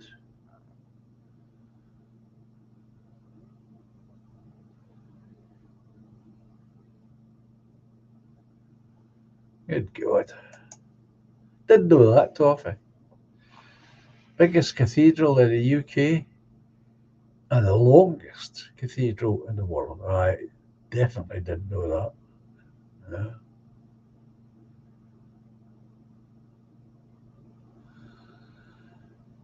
Jemima. Salisbury Cathedral is one of my favourites. Not only is it beautiful, but you can see it from every direction from which you approach the city. I haven't seen that one either.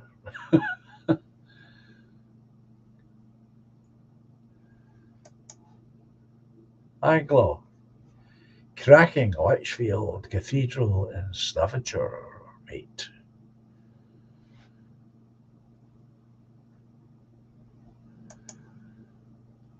Post a link and I'll tell you about it. I've got a lot to say on that, so yeah, okay. Okay.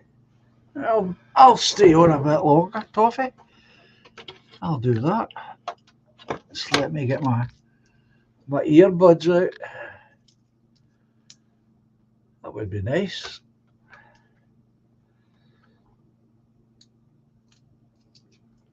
Anybody who tells me, by the way, that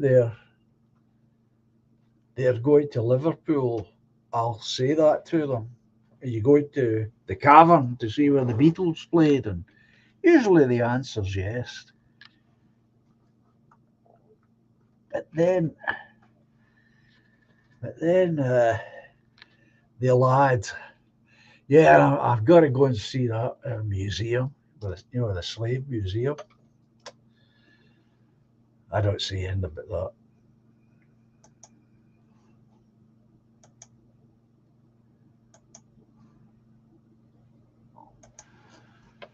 Right. There you go, my friend. There it is. Stick these in.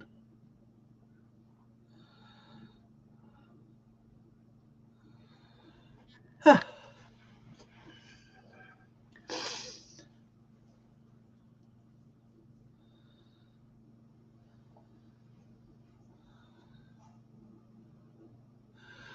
Well, actually, it's odd that you say that, Anglo, because I was going to make a point of this. I think it's already happened. There's Toffee now. I do. I believe that's already happened. Every church bell in this town, every one of them, used to ring out regularly on a Sunday. Now there is not one that works. Good evening, Toffee. Good evening, John. Is my audio good? Touch louder, just a touch. Oh, sorry. Audio good? That's better. That's perfect. Nice one. Oh, mate, sorry to keep it on long, but since you just mentioned the Slavery Museum, Well, you're the just perfect person to ask because you live there. And yeah, it's I'll just give unlikely. you a little quick 10-minute rundown on that because it's quite interesting. Yeah, please do. So, for anyone outside the city, as John just said, we've got a Liverpool Slavery Museum in town. And bear in mind, I'm from the top north end of Liverpool for Zachley. We're nowhere near town. We're like, from where I am to the Liverpool city centre is about 7 mile away. But Right. every single school, and then say the south end of Liverpool, say Speak, which is the bottom end, that's another 7 mile away. Every school in the city gets taken to this slavery museum at least once a year as some kind of weird ritual guilt trip. And it's bizarre. And I'll tell you the history of it. It was set up by a woman who's been honoured to death now, called Dorothy Coyer, Kuya, Dorothy Coyer. She was a lady born in Toxteth, which I'm sure you've heard of the Toxteth riots. Yeah, yeah. So that was the main black area in Liverpool. They used to just stay in this area. Everyone in that area, this is just a fact, whether they like it or not. There's a lot of mixed race people in that area, and they were, because we're a dock city, they were basically white prostitutes, and the fathers were shipmen from Sierra Leone, Nigeria, places like that. That's what their Sure. background is. So this Uh-huh. Dorothy Coyer lady was, her mother was white, and her father was from Sierra Leone, and she grew up in Toxteth. She joined the Young Communist League when she was something ridiculous, like 12 or 13. Then when she got a bit older, joined the Communist Party. You can look this up. Go on a Wikipedia and type in Liverpool Slavery Museum and it'll tell you their backstory. So then she joins the the official Communist Party, and then she goes on. But obviously, I don't want to Fed post, but I'm sure you can imagine who she met during her time in this party. And then they helped her set up this slavery museum as a punishment on the city, basically. Sorry, I hope that wasn't too much of a rant. And you got No, what no, I was no, saying. it wasn't even a rant, for Christ's sake. No, no, no, no. I'm just taking a little breather to respond and take in what you've said because it's important. Because believe it or not, Toffee, I know you've never been here, but we're getting one of these things. I have been there, mate, plenty of times. My family's from Partick. Oh, have you? You've been in Greenock then?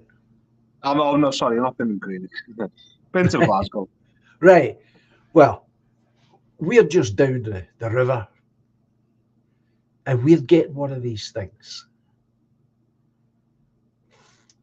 Now, here's my question to you because I know the answer for up here. That's why one of the many reasons why I'm curious about this.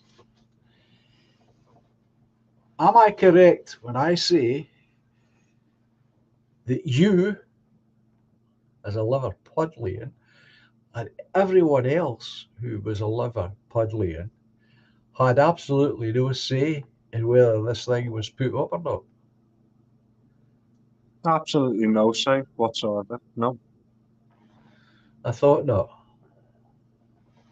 And Thought as I not. said, John, you wouldn't believe, as I said, I can't emphasize it enough. Every single school, every primary school, without a single exception, gets taken to this museum every year as some guilt trip.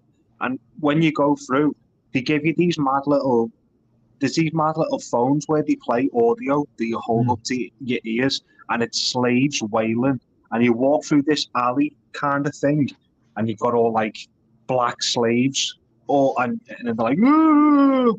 That is psychological abuse towards Yeah, our people, of course it and is. a lot of people fall for it. They do the same thing with the Holocaust museums.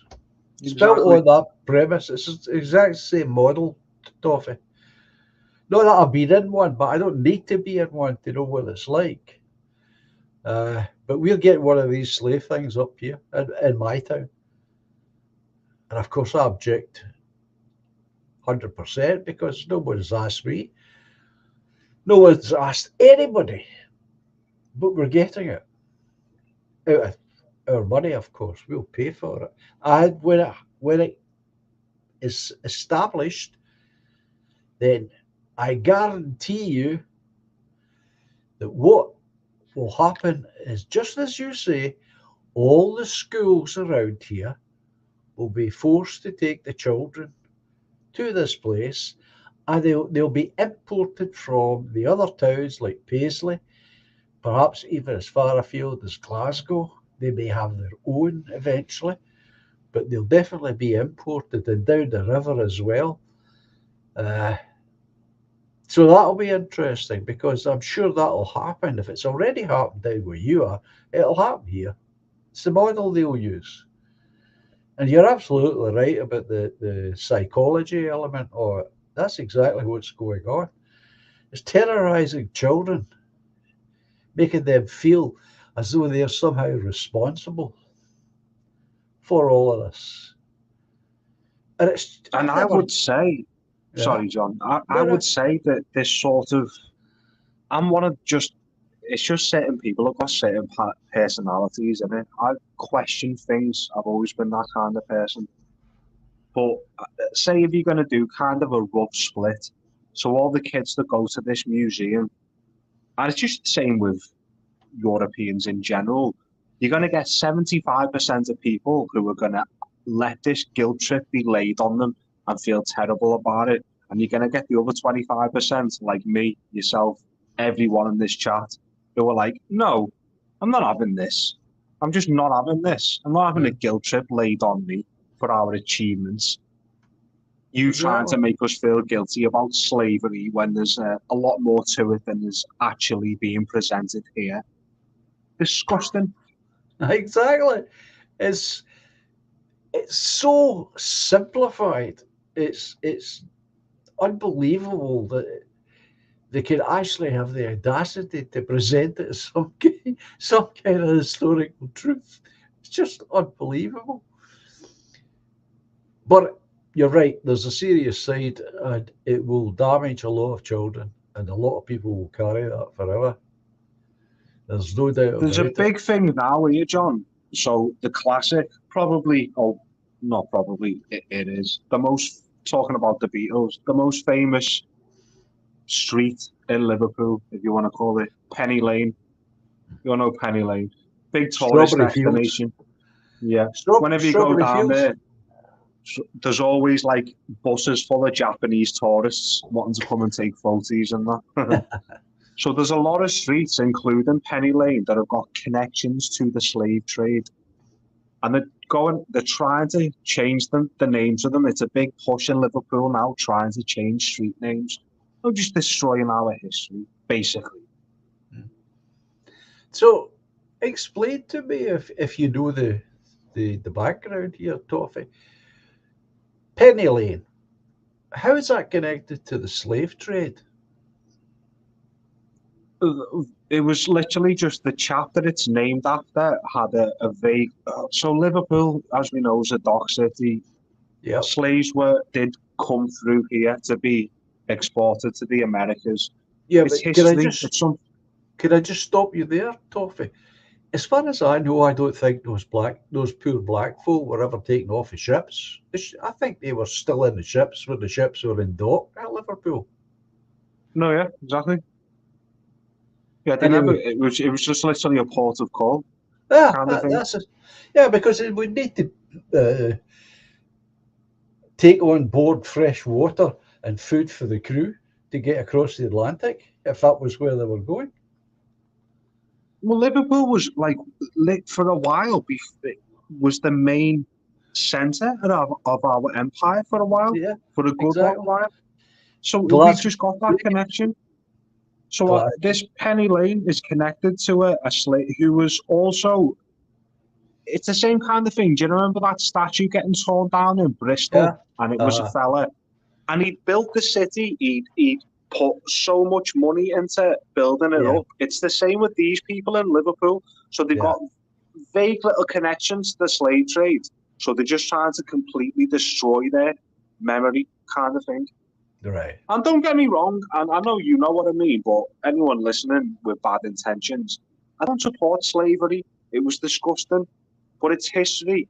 And as I said, there's a lot more to it. And if you want to fucking sorry to swear, John, if you want to get technical about it, we were the ones who banned slavery. The whole world was at it for years, and the rest of the world is still at it now. We banned it. We went and deposed this Nigerian king. A load of our navy died stopping it, and we still get this thrown in our face. I'm sick. Can I add a little to that? The other part of that truth that you just gave us that bugs me is when people like yourself are giving that truth out, and that will, I hope, apply to other folk in the chat. Never forget the rest of that truth that Toffee just laid out is we, the working class of this country, paid for it. We had to buy every slave back that was inside the British Empire. It wasn't a question of we rolled up to a plantation and tore off the shackles of the black folk. No. We actually had to pay market value for each one of these slaves. It's a terrible thing to be saying, market value for a human being, but that's what happened. And it has taken hundreds and hundreds and hundreds of years for that debt to be paid back. That's what gets me. It wasn't just a question of the British Army get out there and pointing a few guns. No. We had to buy these black people their freedom. If there's any talk of reparations, it should be us that are owed money for the money that we paid out to get the freedom from these places. I didn't know if you know that, Toffee. Yeah, that's correct. Yeah, and not enough I people. don't know. Go on, sorry. I was just going to add, there's not enough people say that element to this story. I don't know if you know, John, I'm sure you do. Liverpool specifically, we have got the oldest black and Chinese community in Europe, in the entirety of Europe. The Chinese have never caused that much of a problem. They keep themselves to themselves. They've set up Chinatown. They don't cause an issue. Every so often they'll have little mad fights amongst themselves kind of thing. We have tried everything possible to accommodate the black community in this city.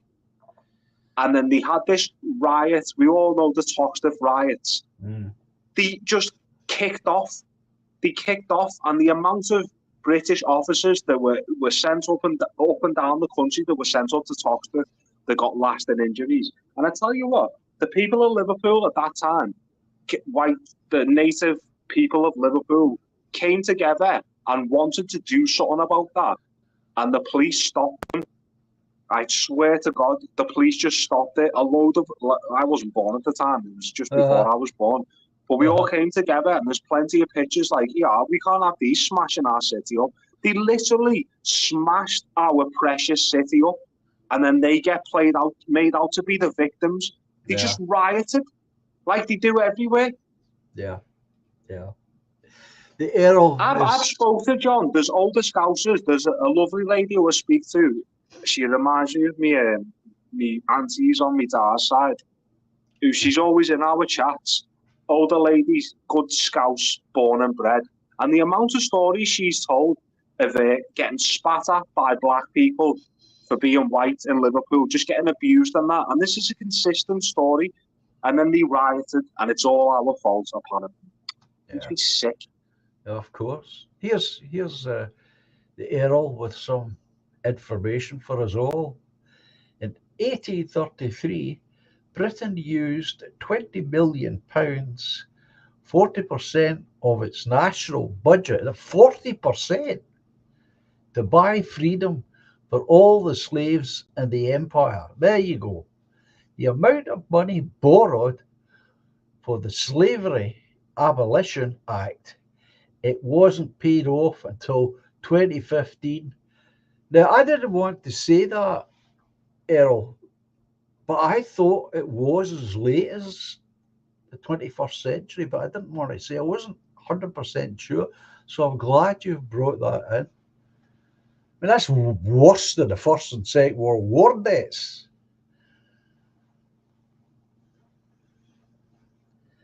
So there you go.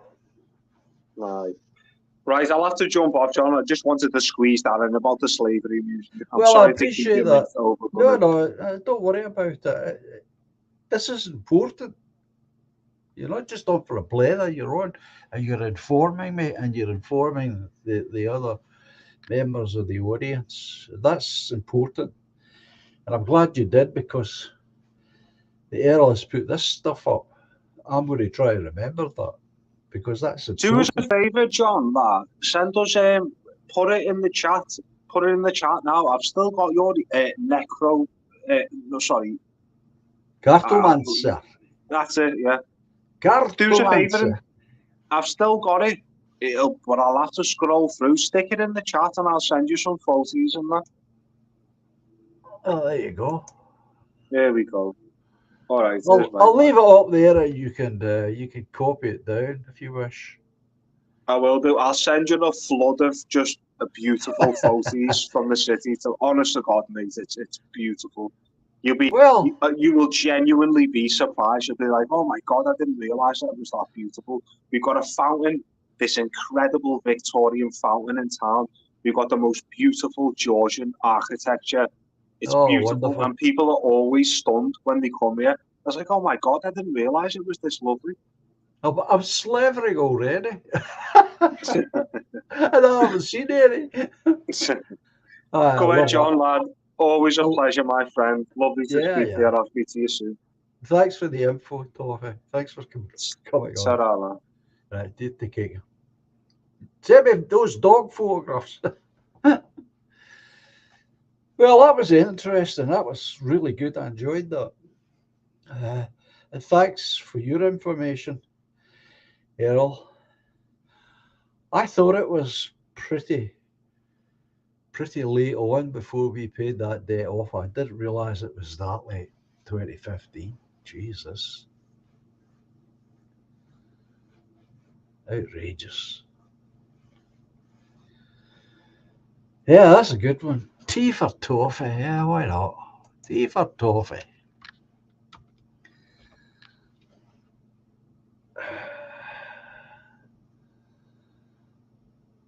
Well, I'm going to bring on the outro music now.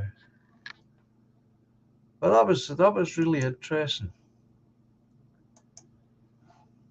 So now you know we're getting one of these things. Disgraceful. Absolutely disgraceful. Just use public money. Don't even ask the public what they think about it. I mean, it would be pretty awful if it was all true. But it's more infuriating because it isn't. I mean, what the hell has Greenock got to do with the slave trade? Oh. Anyway, folks.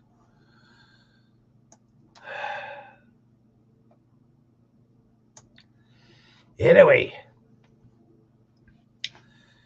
I shall be back on Friday.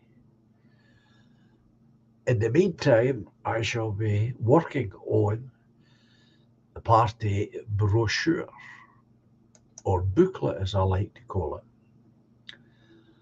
And we'll take it from there when I get it. Well, I need to get a cost for it first, and then we'll get it made up. So, you all take care. As I like to say, Adios, au revoir, cheerio, until Friday. Bye for now. Enjoy the music, and thank you all for coming again tonight. And special thanks to Toffee there for coming on and informing me, educating me on that slavery stuff. Appreciate it. So take care, folks. Bye just now.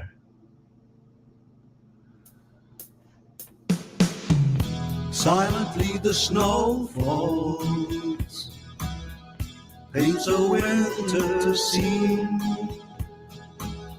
swiftly spreads the dark rim, hides a fading autumn green. Moonbeams brush the dark wood, conjure friendships dear to me. Lightly now the breeze flows, disturbing more than just the leaves. But life's much more than we can know. We are one small glow in the eternal flow. Patiently the love grows, lifts the weary heart. Gently now she holds me, melts two worlds once apart. Moonbeams brush the dark wood, usher dreams of you and me. Softly then the breeze blows, disturbing more than just the trees. All together now. But love's much more So much more than we can know. than we could ever possibly know. We are one small glow But an important glow. in the eternal flow. Melodies of long ago, songs of innocence, harmonies to soothe the soul, have some consequence. Moonbeams brush the dark wood, awakening joys of you and me. Silently the snow falls, bringing winter symphony. All together now. But we're much more So much more than we can know. than we can ever possibly know. We are one small glow But an important glow. in the eternal flow. But life's much more than we can know. We are one small glow in the eternal flow.